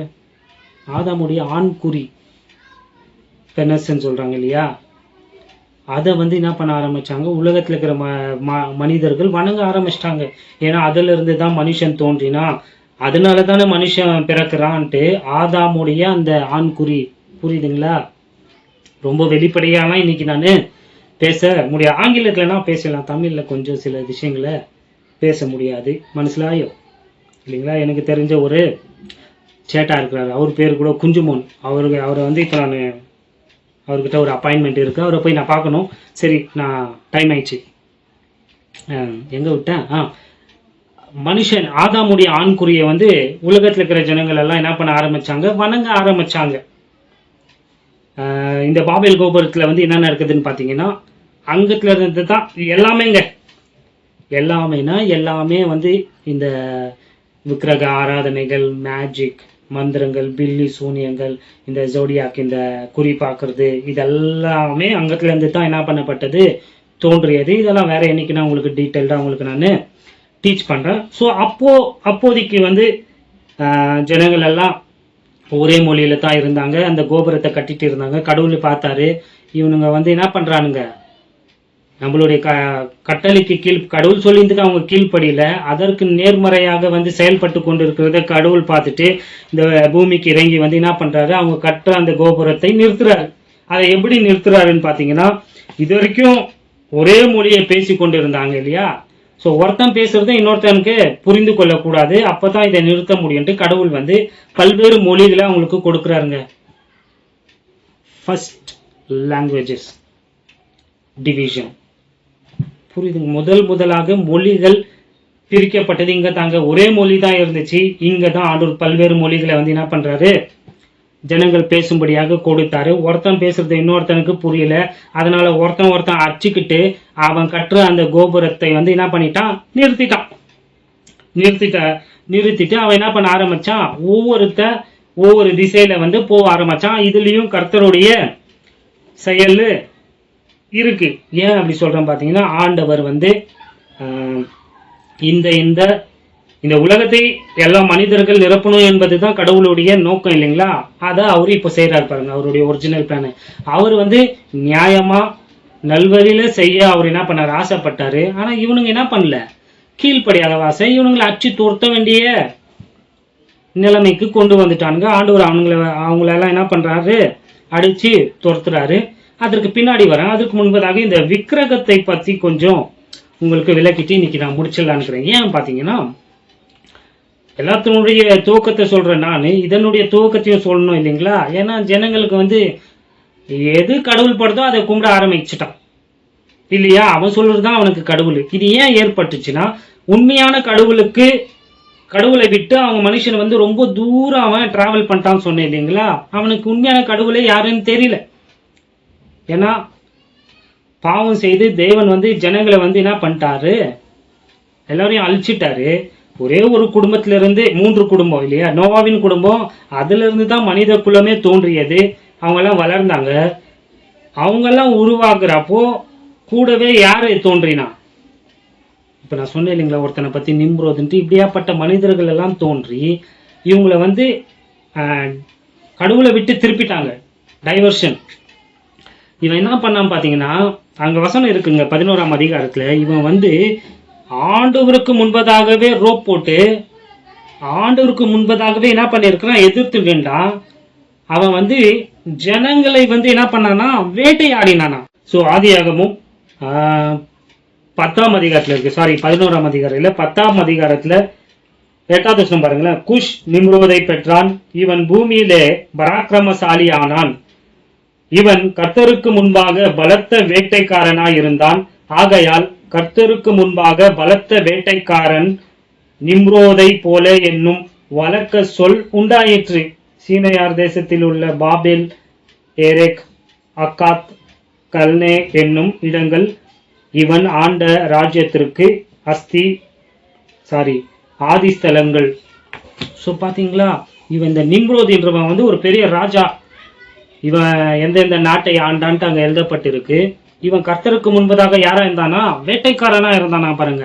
இவன் வந்து யாரை வேட்டையாடினா, ஜனங்களை மிருகத்தை வேட்டையாடலங்க, ஜனங்களை வேட்டையாடினா. யாரெல்லாம் உண்மையான நோவாவின் பிள்ளைகள் போதித்து அந்த கடவுளை கும்பிட போறாங்களோ அவங்களை எல்லாரையும் சித்திரவாதை பண்ணி துன்பப்படுத்தி அவங்களை அடித்து, இவனுடைய இந்த சதி திட்டத்திற்கு, இவனுங்க பண்ண அந்த சதி திட்டத்திற்கு யாரெல்லாம் அடிப்பணிலையோ அவங்களை எல்லாரையும் இவன் என்ன பண்ணா பார்க்குறீங்களா? மதத்துல நிறைய மதங்களில வந்து அடிச்சு வெட்டி சாகடிச்சு அவங்கள எங்க மதத்தை ஏத்துக்கோ, எங்க இதை கடவுளை ஏத்துக்கொன்றான் இல்லையா, அந்த மாதிரி இவன் என்ன பண்ணியிருக்கிறான், உண்மையான கடவுளுக்கு விரோதமாக யுத்தம் பண்ணி ஜனங்களை திரட்டி அவங்கள வேட்டையாடி அவனுடைய அந்த திட்டத்திற்கு அடிப்பணிய வைத்திருக்கிறான் பாருங்க. அதுக்கு தான் சொல்றேன், இவன் வந்து யாரு, ஹண்டர்ன்னு சொன்னேன். ஹண்ட் பண்ணியிருக்கிறான் பாருங்க ஜனங்களை. ஜனங்களுக்குள்ள வந்து தவறான இதைகளை வந்து அவன் சொல்லி, அந்த கடவுளுக்கு உண்மையான கடவுள் கிடையாது, அப்படி கடவுள் சொல்றது யாரு, எல்லாரையும் அழிச்சாரு, அவங்க கடவுள் கிடையாது, நான் தான் கடவுள், நம்மளுடைய முன்னோர்கள் தான் யாரு நமக்கு கடவுள், ஆதாம் தான் யாரு நமக்கு. ஆதாம்னா அவன் ஆதாம் சொல்ல, ஒவ்வொரு இதுலயும் பேர் மாற்றப்பட்டது இல்லையா, மொழிகள் கூட மாற்றப்பட்டது பிற்பாடு சொல்றேன். ஸோ பல விஷயங்களை கும்பிட ஆரம்பிச்சாங்க. பாபிலோனர்கள் வந்து நட்சத்திரத்தை சந்திரனை வணங்க ஆரம்பிச்சாங்க. பாபிலோனர்கள்னா உங்களுக்கு புரியலன்னா இன்றைய கால ஈராக்கியர்கள் வந்து சந்திரனை, நிலாவை, மூணை கும்பிட ஆரம்பிச்சாங்க. பெர்சியர்கள்னா புரியலன்னா ஈராக், இந்த காலத்து ஈராக்கு, அவங்க வந்து மன்னிச்சுக்கோங்க, ஈராக் வந்து பாபிலோனு, ஈரான் வந்து பெர்சியர்கள். இந்த பெர்சியர்கள் தான் ஆரியர்கள்னு சொல்றாங்க இல்லையா. ஆரியர்கள் வந்தாங்க இல்லையா இந்தியாவுக்கு, அவங்க பெர்சியர்கள் தான். ஸோ இவங்க எதை கும்பிட ஆரம்பிச்சாங்கன்னு பார்த்தீங்கன்னா, அவனுடைய அந்த பிரைவேட் பார்ட், ஆண்குறியை தான் அவங்க வந்து வணங்கினாங்க. இப்போ கூட நீங்க போய் பாருங்க இருக்கு. நான் சும்மா எதையும் போதிக்கல, ப்ரூஃப்ஸோட போதிக்கிறேன். இப்போ கூட நீங்க உலகத்துல சுத்தி பார்த்தீங்கன்னா பெர்சியர்கள் அல்லது ஈரானியர்கள் வந்து எதை வணங்கினாங்க, ஆணுடைய அந்த ஆண்குறியை வணங்கினாங்க, பென்னஸை வணங்கினாங்க. மனசிலாயோ? ஜப்பானுங்க, தாய்லாண்டுங்க, ஈரானுங்க, ஈவன் இந்தியா கூட வந்து மனிதனுடைய ஆண்குறியை தான் என்ன பண்றாங்க, வணங்குறாங்க. இதான் இல்லைன்னு மறுக்க முடியுமா? சிவராத்திரி கேள்விப்பட்டுக்கிறீங்களா? இந்துக்களால வந்து கொண்டாடப்படுகிற ஒரு பெரிய வருடத்தின் ஒரு ரொம்ப முக்கியமான ஒரு பண்டிகைங்க சிவராத்திரி. அது வந்து என்ன பண்டிகை பார்த்தீங்கன்னா, பார்வதிக்கும் சிவனுக்கும் வந்து கல்யாண நாள் இல்லைங்களா, அதை தான் வந்து இவங்க செலிப்ரேட் பண்றாங்க. அதுல வந்து நீங்க நல்லா கவனிச்சு பார்த்தீங்கன்னா, அவங்க வந்து சிவலிங்கத்தை வந்து என்ன பண்றாங்க, கும்பிடுறாங்க. ஆமாவா இல்லைங்களா? பார்த்தது இல்லைங்களா? நீங்க எந்த சிவன் கோயிலுக்கு போனாலும் அங்க என்ன இருக்கும், சிவலிங்கம்ன்ற ஒண்ணு இருக்கும். அதாவது ஒரு கல் இருக்குங்க, கருப்பு கல்லை நீங்க பார்த்துருப்பீங்க இல்லைங்களா? இப்போ நான் வந்து ஒரு புராணத்தை உங்களுக்கு வாசிச்சு காட்டுறேன், நல்லா கவனிங்க. எல்லாத்தையோடைய ஆரம்பத்தை சொன்னேன் இல்லைங்களா? இங்க பாருங்க. ஸோ சிவராத்திரி, அது அந்த சிவலிங்கம் எப்படி வந்து எல்லாம் கும்பிட ஆரம்பிச்சாங்கன்னு பார்த்தீங்கன்னா, ஒரு நாள் வந்து சிவனுடைய முதல் மனைவி சதி அவங்க என்ன ஆயிட்டாங்க, மரிச்சு போயிடறாங்க. அவங்க மரிச்சு போன அந்த துக்கத்துல வந்து சிவன் என்ன பண்றாரு, ரெஸ்ட்லெஸ்ஸா விரக்தி அடைந்து ஒரு பித்து பிடித்த மனிதனை போல வந்து என்ன பண்றாரு, காட்டுல வந்து நிர்வாணமா திரிகிறாரு. புராணங்க அவங்க இதுல எழுதப்பட்டிருக்கு. மனைவி செத்த அந்த சோகத்துல அந்த துக்கத்துல வந்து இவர் நிர்வாணமா காட்டுல வந்து திரிஞ்சிட்டு இருக்கிறாரு அங்கும் இங்குமாக. அங்க பாத்தீங்கன்னா ரிஷிக்களுடைய மனைவிகள், ரிஷிக்களுக்கு எல்லாம் கல்யாணம் அவங்க அப்பெல்லாம் புராணத்துல இருக்கு, நான் சொல்ல. ஸோ இந்த ரிஷிக்களுடைய மனைவிகள் வந்து இந்த சிவனை பார்த்துறாங்க. பார்த்துட்டு இவங்க என்ன பண்றாங்க, அந்த ரிஷிக்களுடைய மனைவிமார்கள் எல்லாம் சிவனை போயிட்டு என்ன பண்றாங்க, அவரை கட்டி பிடிச்சிட்டு அவருடைய அந்த உறுப்புகள் எல்லாம் தொட்டு சிவராத்திரி அதெல்லாம் பண்ணிட்டு இருக்கிற அந்த டைம்ல என்ன ஆகுதுன்னு பாத்தீங்கன்னா, ரிஷிகள் எல்லாம் வந்துடுறாங்க. அந்த நேரம்னு பார்த்து காட்டுல சிவன் தெரிஞ்சிட்டு இருக்கிறாரு நிர்வாணமா. இந்த ரிஷிகளுடைய மனைவிகள் எல்லாம் அவரை பார்த்துட்டு அவர் மேல பாஞ்சி கட்டி பிடிச்சின்னு ஏதேதோ பண்ணிட்டு இருக்கிறாங்க. அந்த சமயத்துல பாத்தீங்கன்னா ரிஷிகள் வந்துடுறாங்க. வந்துட்டு இதை பார்த்துருந்தும் அவங்களுக்கு கோபம் வருது. இந்த ரிஷிகளுக்கெல்லாம் வந்து நிறைய சூப்பர் பவர்ஸ் எல்லாம் இருக்கும்னா புராணத்துலங்க, அவங்க எல்லாம் வந்து சக்தி வாய்ந்தவங்க இல்லையா? இவங்க இதை பார்த்துட்டு கோபம் அடைஞ்சு என்ன பண்றாங்க பாத்தீங்கன்னா, சபிக்கிறாங்க. சிவனை சபிச்சிருந்தோமே அந்த சிவனுடைய அந்த ஆண்குறி வந்து கீழே விழுந்துருதுங்க அப்படின்ட்டு புராணத்துல எழுதப்பட்டிருக்கு, நான் சொல்லல.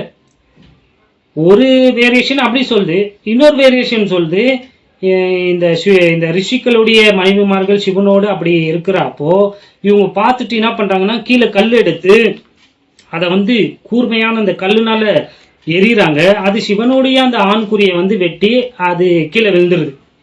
இது இன்னொரு வேரியேஷன் சொல்லுது. இதுல ரெண்டுல ஏதோ, ஆனா ஆக மொத்தத்துல வந்து அவருடைய சிவனுடைய ஆண்குறி வந்து கீழே வெட்டப்பட்டு கீழே விழுந்துருது. ஸோ எப்படி விழுந்தா என்ன, கீழே விழுந்துச்சு. கீழே விழுந்து இந்த ஆண்குறி வந்து என்ன பண்ணுதுன்னு பாத்தீங்கன்னா, அதாங்க இந்த பெண்ணரசி என்ன பண்ணுது பாத்தீங்கன்னா, கப கப கபான்னு எரிஞ்சு அது போற இடம் எல்லாத்தையும் சுட்டெரிக்குதுங்க, அழிக்குது. மலைகள் காடுகளுக்கெல்லாம் போது, அங்க இருக்கிறதெல்லாம் பத்தி எரியுது. ஜனங்க அங்கும் இங்குமாக ஓடுறாங்க, பேனிக் ஆயிட்டு. ஏன்னா எல்லாமே எரியுது. அவங்க நினைச்சிட்டாங்க ஜனங்க எல்லாம் வந்து இந்த உலகம் அழிய போதுறாடே அப்படின்ட்டு நினைச்சிட்டு எல்லாரும் சேர்ந்து போறாங்க. யாருக்கிட்ட போறாங்க பாத்தீங்கன்னா, பிரம்மா கிட்ட போறாங்க.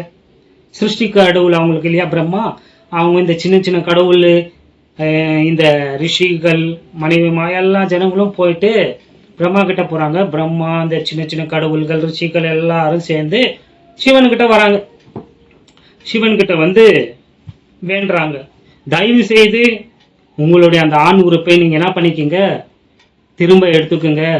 இந்த உலகமே என்ன ஆயிட்டு இருக்கு, அழிஞ்சிட்டு இருக்கு, நாசமாயிட்டு இருக்கு அப்படின்ட்டு என்ன பண்றாங்க, கெஞ்சுறாங்க. இதெல்லாம் பார்த்த சிவன் மனம் இறங்கி என்ன பண்றாரு, okay but with one condition சொல்றாரு, ஒரே ஒரு நிபந்தனை.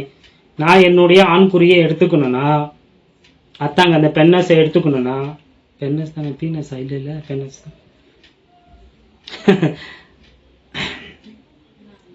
நீங்க வந்து என்னப்பா, ஒரே ஒரு நிபந்தனை இல்லையா, நீங்க என்னுடைய அந்த ஆண்குறிய எல்லாரும் வணங்கணும், நீங்க ஆராதிக்கணும், வர்ஷிப் பண்ணீங்கன்னா அதை நான் திருப்பி எடுத்துக்கிறேன் அப்படின்ட்டு சொல்றேன். சிவன் சொல்ல எல்லாரும் ஓகேன்னு ஒத்துக்கிறாங்க.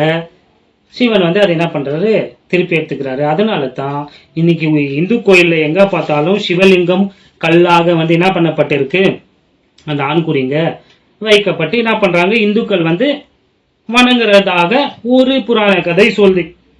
இன்னொரு புராண கதை என்ன சொல்லுதுன்னு பாத்தீங்கன்னா, அதே கதை தான், வெறும் அதுல கொஞ்சம் வேரியேஷன் மட்டும் மாறி இருக்கு. அதாவது இந்த இதுல என்ன, ஏதோ ஜோக்கு சொல்ல இல்லைங்க, என்ன சிரிச்சிட்டு இருக்கிறீங்க, ஜோக்கு சொல்ல அவங்க இதுல எழுதப்பட்ட புராணத்தை சொல்லுங்கிறங்க.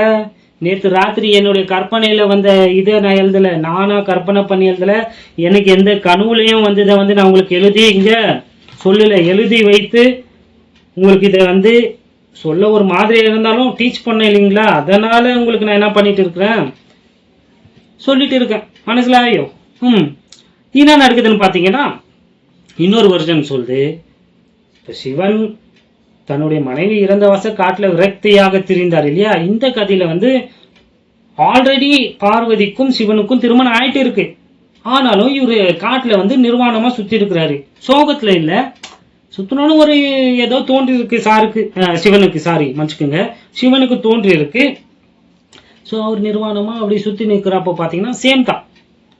அதே மாதிரி ரிஷிகளுடைய மனைவிகள் வராங்க, அவரை கட்டி பிடிக்கிறாங்க. அவங்களால தாங்க முடியல, அவரை பார்த்துட்டு ரொம்ப அந்த எராட்டிக் அந்த உணர்ச்சிகள் எல்லாம் அடக்கி வைக்க முடியாம அவர் மேல பாஞ்சு அதெல்லாம் தொட்டு சிவராத்திரி திடீர்னு யார் வந்துடுறாங்க பார்த்தீங்கன்னா, ரிஷிகள் வந்துடுறாங்க. ஸோ இப்போ என்ன பண்ணுறாங்க பார்த்தீங்கன்னா சேம் தான், இந்த சபிக்கிறாங்க, அது கீழே விழுந்தது அவருடைய ஆண்குறி, அதை வந்து இப்போ உலகம் எங்கிலும் வந்து எல்லாத்தையும் அழிச்சிட்டு இருக்கு இல்லைங்களா. இப்போ பார்த்தீங்கன்னா இதற்கு தீர்வு கண்டுபிடிக்க என்ன பண்ணுறாங்க, எல்லாம் யோசிக்கிறாங்க, எப்படிறா அந்த ஆண்குறியை பிடிக்கிறது, இப்போ யார் அதை பிடிக்க போகிறாங்க, அது அவ்வளோ வேகமாக எல்லாத்தையும் அழிச்சிட்டு இருக்கு, அதை முதல்ல பிடிக்கணும், அடுத்தது அதை வந்து என்ன பண்ணணும், ஒரு இடத்துல நிற்க வைக்கணும். ஸோ இதுக்கு என்னன்ட்டு எல்லாம் ஆலோசிச்சு பார்க்குறாங்க ஞானிகள் எல்லாம், ரிஷிகள் எல்லாம். ஒன்றும் அகப்படல. லாஸ்ட்டாக பார்வதி கிட்ட போகிறாங்க. பார்வதினால மாத்திரம்தான், அதாவது சிவனுடைய மனைவினால மாத்திரம்தான் இந்த விஷயத்தை செய்ய முடியும்ட்டு அவங்க கிட்ட கேட்குறாங்க. அவங்களும் ஒத்துக்கொள்கிறாங்க. கடைசியா சிவனுடைய ஆண்குறி வந்து, நல்லா கவனிச்சிங்களா, இப்போ உலகம் எங்கிலும் நான் சொல்லியிருந்து வந்து ஆதாமுடைய ஆண்குறியை வந்து வணங்கினாங்க. ஏன்னா அதுல இருந்து தான் மனுஷர்களுக்கு வந்து என்ன பண்றாங்க, பிறக்கிறாங்க. அந்த புரியுதுங்களா இல்லைங்களா நான் சொல்லுறது, தமிழ் அது சொல்ல முடியல. அதுல இருந்து விந்துங்க, விந்துல இருந்து தானே எல்லாரும் பிறக்கிறாங்க. ஸோ அந்த ஆண்குறியை வந்து எல்லாரும் வணங்கினாங்க. அது போலவே உலகம் எங்கிலும் இருந்தவங்களும் என்ன பண்ணாங்க, வணங்கவும் ஆரம்பிச்சாங்க. ஆனா இந்து கோயில்ல நீங்க போய் பாத்தீங்கன்னா வெறும் ஆண்குறி மட்டும் இருக்காதுங்க, பெண் குறியும் இருக்கும், சாரி பெண் உறுப்பும் இருக்கும். இது எப்படா வந்ததுன்னு பார்த்தா இந்த புராணத்துல படிச்ச போதுதான் எனக்கே வந்துச்சு. நம்ம பைபிள் படிச்சா சத்தியங்கள் தெரியுது இதெல்லாம் எப்படின்ட்டு. ஆனா இதுல இன்னொன்னு எக்ஸ்ட்ரா எப்படி வந்துச்சுன்னு பாத்தீங்கன்னா அவங்களே சொல்லியிருக்கிறாங்கப்பா. அது எப்படி வந்துச்சுன்னா, அதுதான் பார்வதியோடைய உறுப்புங்க. அதாவது ஆங்கிலத்துல சொல்லிடுறேன்னு, வெஜைனா. இந்த மனிதனுடைய பென்னஸ், அதாவது சிவனுடைய பென்னஸ் வந்து பார்வதியுடைய வெஜைனால வந்து என்ன பண்ணப்பட்டிருக்கு, எரெக்ட் பண்ணப்பட்டிருக்கு. உண்மையா இல்லைங்களா? அங்க புராணத்துல அதுதாங்க சொல்லுது. சிவனுடைய அந்த பிரைவேட் பாட்டு பார்வதியுடைய அந்த பிரைவேட் பாட்டுல வந்து நிறுத்தப்பட்டிருக்கு. அதை தான் இன்னைக்கு எல்லாம் இந்து கோயில்லையும் என்ன பண்றாங்க, கும்பிட்டு கொண்டு இருக்கிறாங்க. இத்தனை கோடி பேரும் இந்தியாவில் வந்து 2 பேர் இந்த புராணத்தின்படி சிவனுடைய அந்த ஆண்குறியையும் பார்வதியுடைய அந்த வஜைனாவையும் அந்த பிரைவேட் பார்ட்டியும் தான் இவங்க என்ன பண்றாங்க, கும்பிடுறாங்க. இப்படிதான் வந்து அது வந்தது. ஆனா இதை போய் நீங்க சொன்னீங்கன்னா அவங்க ஒத்துக்க மாட்டாங்க. அதுக்கு 1008 பூசி மலைப்பாங்க இல்லையா. நீங்க வந்து இப்ப இருக்கிற கோயிலை பார்க்காதீங்க, நீங்க 1000 வருஷம் அதற்கு முன்பதாக இருந்த கோயிலெல்லாம் பாருங்க. ஜலப்பிரயாணத்திற்கு முன்பதாக எப்படி உலகம் இருந்துச்சோ அது இந்த கோயில்ல எல்லாம் இருக்கும். இதுதான் உண்மை. அப்படிதான் வந்தது. கோயில் வந்து கட்டியது வந்து கும்பிடுறதுக்கு கிடையாது. அப்போ கட்டியது வந்து எப்படியெல்லாம் செக்ஸ் பண்ணோம், நம்மளுடைய முன்னோர்கள் வந்து ஜலப்பிரயாணத்துக்கு முன்பதாக எப்படியெல்லாம் இருந்தாங்கன்ட்டு எழுதி வைக்கல. அதை சிற்பமாகவே என்ன பண்ணிட்டாங்க, இது செஞ்சுட்டாங்க. அதுதாங்க உண்மை. அப்ப இருக்கிற கோயில்கள் எல்லாம் நீங்க இப்ப கூட நார்த் இந்தியால போங்க, காமசுத்ரான்ட்டு ஒரு கோயில் இருக்கு பாருங்க, அது உள்ள போவே முடியாது. நீங்க அவ்வளோ இச்சை, அவ்வளோ எப்படியெல்லாம் மனுஷன் செக்ஸ் பண்ணா, எப்படியெல்லாம் பண்ணக்கூடாது அப்படி பண்ணா எல்லாம் இருக்கும். இப்போ எல்லாத்தையுமே கொஞ்சம் கொஞ்சமா ஒரு 4 சவரை கட்டி அது எல்லாத்தையும் செதைக்கி பட்டி டிங்கரிங் எல்லாம் பார்த்து அதனுடைய உருவத்தை எல்லாம் மாற்றி இன்னும் ஒரு கருப்பு கல் ஒன்றும் கிடையாது. ஆதாமுடைய ஆண் உறுப்பு தான் அது. அதை தான் வந்து இந்த உலகம் கும்பிட ஆரம்பிச்சிச்சு. ஒரு சிலர் வந்து நிலாவை கும்பிட்டாங்க, ஒரு சிலர் வந்து ஆதாமை கும்பிட்டாங்க, இன்னும் பலர் வந்து சிருஷ்டிப்பை கும்பிட ஆரம்பிச்சாங்க. தமிழர்கள் விசேஷமா இந்த ஆண் உறுப்பை கும்புறது, வஜைனாவையும் பெண்ணசையும் கும்புறது வந்து ஆரியர்களுடையது, பெர்சியர்களுடையது, ஈரானிய சேர்ந்தவர்களுடையது. அப்படியாக தான் வந்தது. அது தமிழர்களுக்கு அறிமுகப்படுத்தப்பட்டது வந்து லேட்டரா. ஆனால் தமிழர்கள் இயற்கையை வணங்கினாங்க. அதாவது நமக்கு சோறு போடுற விவசாயத்தை வணங்கினாங்க, சூரியனை வணங்கினாங்க வெளிச்சம் கொடுக்குதுன்ட்டு. ஒவ்வொரு விஷயத்த பார்க்குறாங்க, அதுலேருந்து அவங்க பயன்படுறாங்க இல்லையா, அதை கும்பிட வணங்க ஆரம்பிச்சாங்க. மற்றவங்க எல்லாம் பார்த்தீங்கன்னா மிருகங்களை கும்பிட்டாங்க, தவளையை கும்பிட ஆரம்பிச்சாங்க, பாம்பை கும்பிட்டாங்க, எலியை கும்பிட்டாங்க, மாடை கும்பிட்டாங்க, குரோக்கடைல கும்பிட்டாங்க. ஈஜிப்ட்ஸ் எல்லாம் நீங்கள் போய் பார்த்தீங்கன்னா அதெல்லாம் கும்பிட்டாங்க, பூனையை கும்பிட்டாங்க, யானையை கும்பிட்டாங்க. விளங்குதுங்களா இல்லைங்களா? சிருஷ்டிகரை மறந்துட்டு தூரம் வந்துட்டாங்க, சிருஷ்டிப்பை கும்பிட ஆரம்பிச்சிட்டாங்க, ஆதாமை கும்பிட ஆரம்பிச்சுட்டாங்க, முன்னோர்களை கும்பிட ஆரம்பிச்சுட்டாங்க. இப்படியாக தான் விக்கிரகங்களும் மற்ற மதங்களுடைய கடவுள்கள் வந்து தோன்றியது. ஆனா உண்மையான கடவுளை அவர்கள் வந்து விட்டுட்டு என்ன பண்ணிட்டாங்க, ரொம்ப ரொம்ப தூர வந்துட்டாங்க. இவ்வளோ இது போதும் நினைக்கிறேன். ரொம்ப ரொம்ப பிரீஃபா சிம்பிளா உங்களுக்கு சொல்லியிருக்கிறேன். இதெல்லாம் ஆராய்ச்சி பண்ணி நிறைய எழுதியெல்லாம் வைத்திருக்கிறேன். ஆனா வெளிநாட்டுக்கார ஆராய்ச்சி பண்ணா ஏத்துப்பீங்க, நம்ம ஆராய்ச்சி பண்ணா ஏத்துக்க மாட்டீங்க இல்லையா? மற்ற ஆதியாகமும் 5ஆம் அதிகாரத்தை நான் ஆராய்ச்சி பண்ணி எழுதியிருக்கிறேன். நான் சொல்றது போன் வரதுக்கு முன்னாடியே. அப்பெல்லாம் என்கிட்ட போன் இல்லை இல்லைங்களா, எழுதுவோம். ஆதாம் எவ்வளவு வருஷம் வாழ்ந்தாரு, ஜலப்பிரயாணம் வரதுக்கு முன்னாடி ஆதாம்க்கு எவ்வளவு வயசு, மெத்துசலா எப்போ செத்தாரு, மெத்துசலாக்கு முன்பதாகவே மெத்துசலாவுடைய தகப்பன் செத்தாரு, எல்லாமே எழுதி வைத்திருந்தேன். அந்த நோட்ஸ் எல்லாம் இல்லைங்க, காணாத போயிடுச்சு. ஆனால் இப்போல்லாம் தான் ரொம்ப கூகுளில் போய் தட்டினாலே வந்துட போகுது. அதெல்லாம் நான் எடுத்துகிட்டு வரல, அவசியம் இல்லைன்ட்டு. ஆனால் நீங்கள் வேதத்தை ஆதியாகமத்தை தியானிக்கிறப்போ மட்டும் ரொம்ப கொஞ்சம் எக்ஸ்ட்ரா எஃபர்ட் போட்டு நீங்கள் என்ன பண்ணணும், தியானிக்கணும். இந்த 11 அதிகாரத்தில் எல்லாமே என்ன பண்ணப்பட்டிருக்கு, அடங்கியிருக்கு. நான் சொன்னேன் இல்லையா, கடைசியாக உங்களுக்கு சொல்கிறேன்ட்டு. அதாவது இந்த உலகம் எங்கிலும் மனிதர்கள் சிதறடிக்கப்பட்டாங்கன்ட்டு, மொழிகள் அப்போ தான் உருவாச்சுன்ட்டு கடவுள் வந்து மொழிகளை வந்து பிரித்தாருங்க. அப்போ ஒரே மொழி, இந்த உலகத்திற்கு ஒரே மொழி இருந்துச்சு. ஆண்டவர் ஒரு சில மொழிகள் தான் கொடுத்தார். இன்னைக்கு உலகத்தில் இருக்கிற எல்லா மொழியும் அப்போ தோன்றியது அல்ல. கவனம் வச்சுக்கோங்க, நிறைய பேர் அப்படி போதிக்கிறோம். ஒரு சில மொழிகள் தான் என்ன பண்ணப்பட்டது, கொடுக்கப்பட்டது. அந்த மொழியில வந்து நிறைய மொழிகள் பிரிஞ்சிச்சு. உதாரணத்துக்கு சொன்னா இப்ப தமிழ் மொழியில இருந்து தான் மலையாள மொழியெல்லாம் பிரிஞ்சிச்சு இல்லைங்களா? அதுல இருந்து தானுங்க எல்லாம் வந்துச்சு. என்ன சொல்ல வரேன், இதெல்லாம் வந்து நான் சும்மா சொல்ல, இதற்கும் அப்போஸ்தலர் 2ஆம் அதிகாரத்துக்கும் சம்பந்தம் இருக்கு. அதனால தான் போதிச்சுட்டு இருக்கிறேன். நல்லா கவனிங்க. ஆண்டவர் வந்து அவர்களுடைய மொழிகளை வந்து பிரித்து அவர்களை வந்து என்ன பண்ணாரு, சிதறடித்தாருன்னு சொன்னார் இல்லையா? ஆண்டவருடைய பிளான அங்க அவர் செய்தாருங்க. இந்த மொழி பேசுறவங்க இந்த நாட்டுல தான் வசிக்கணும் என்பது கடவுளுடைய திட்டம், மனிதனுடைய திட்டம் கிடையாது. நல்லா நீங்க புரிஞ்சுக்குங்க. இந்த உலகத்தை ஆண்டவர் பிரிக்கிறப்போ, அதாவது ஜாதிகளை பிரிக்கிறப்போ, மொழி பேசுறவங்களை அங்கெங்குமாக அவர்களை பிரிக்கிறப்பவே இந்த மொழி பேசுறவங்களுக்கு இந்த நிலப்பரப்பை ஆண்டவர் என்ன பண்ணாரு, ஏற்படுத்தினாரு. வாசிங்களேன், உபாகமம் 32ஆம் அதிகாரம், டியூட்டரானமி சாப்டர் 32 verse 8. உன்னதமானவர் ஜாதிகளுக்கு சுதந்திரங்களை பங்கிட்டு ஆண்டவர் கொடுத்ததுங்க ஜாதிகளுக்கு. ஆதாமின் புத்திரரை வெவ்வேறாய் பிரித்த காலத்தில், ஆதாமின் புத்திரன்னா நாம எல்லோருமே, இந்த உலகத்துல இருக்கிற எல்லாருமே ஆதாமில இருந்து தான் வந்தவங்கன்ட்டு வேதம் சொல்லுது, குரங்குல இருந்து இல்லை. பிரித்த அந்த காலத்தில் இஸ்ரவேல் புத்திரருடைய தொகைக்கு தக்கதாக சர்வ ஜனங்களின் எல்லைகளை திட்டம் பண்ணினார். ஆண்டவர் தாங்க பவுண்டரி, டெரிட்டரி, அந்த பார்டர்ஸை வந்து யார் திட்டம் பண்ணிந்து, கடவுள் திட்டம் பண்ணாருங்க. அப்படியாகத்தான் எல்லா சிவிலைசேஷனும் என்ன ஆச்சு, பிரிந்து வளர்ந்தாங்க. இது கடவுள் ஏற்படுத்தியது. அப்புறம்தான் மனுஷனுக்குள்ள வந்து போதுன்ற மனம் இல்லை இல்லையா, அவன் மற்ற நாடுகளை வந்து சிறப்பிடித்து அவங்கள கைது பண்ணி அவங்க நாட்டை அபகரித்து இதெல்லாம் அப்புறம் வந்தது. ஆனா இந்த திட்டத்தை அவர் பிரிக்கிறப்பவே இஸ்ரேலுக்குன்னு ஒரு நிலப்பரப்பை வைத்து தான் பிரித்தார். அதை அடுத்த பாடத்துல உங்களுக்கு கிளியரா போதிக்கிறேன், ஏன்னா இப்ப அதற்குள்ள போனா ரொம்ப நேரம் ஆயிடும். அப்போஸ்தலர் 17ஆம் அதிகாரம் கடைசியாக நம்ம வாசிச்சு முடிப்போம். அப்போஸ்தலர் 17ஆம் அதிகாரம் வசனம் 26, 27 பாருங்களேன். மனுஷ ஜாதியான சகல ஜனங்களையும் அவர் ஒரே ரத்தத்தினாலே தோன்ற பண்ணி. புரிஞ்சிச்சிங்களா? இந்த உலகத்துல இருக்கிற எல்லா மனுஷனும் ஒரே ரத்தத்தினால தான் வந்தான், ஆதாம்ல இருந்து வந்தான். பைபிள் எவல்யூஷன் தியரி கிடையாது. பூமியின் மீது எங்கும் குடியிருக்க செய்து முன் தீர்மானிக்கப்பட்ட காலங்களையும் அவர்கள் குடியிருப்பின் எல்லைகளையும் குறித்திருக்கிறார். வசனம் இருக்குங்களா இல்லைங்களா? யார் யாரு எந்த பார்டருக்குள்ள இருக்கணும்ன்றத, இந்த மொழி பேசுறவங்க இந்த பகுதியில வாழணும் என்பதை கடவுளுங்க, மனுஷன் தீர்மானிக்கல. இதெல்லாம் இந்தியா தமிழர்களுடையது என்பது நாங்க தீர்மானிக்கல, கடவுள் தீர்மானிச்சது.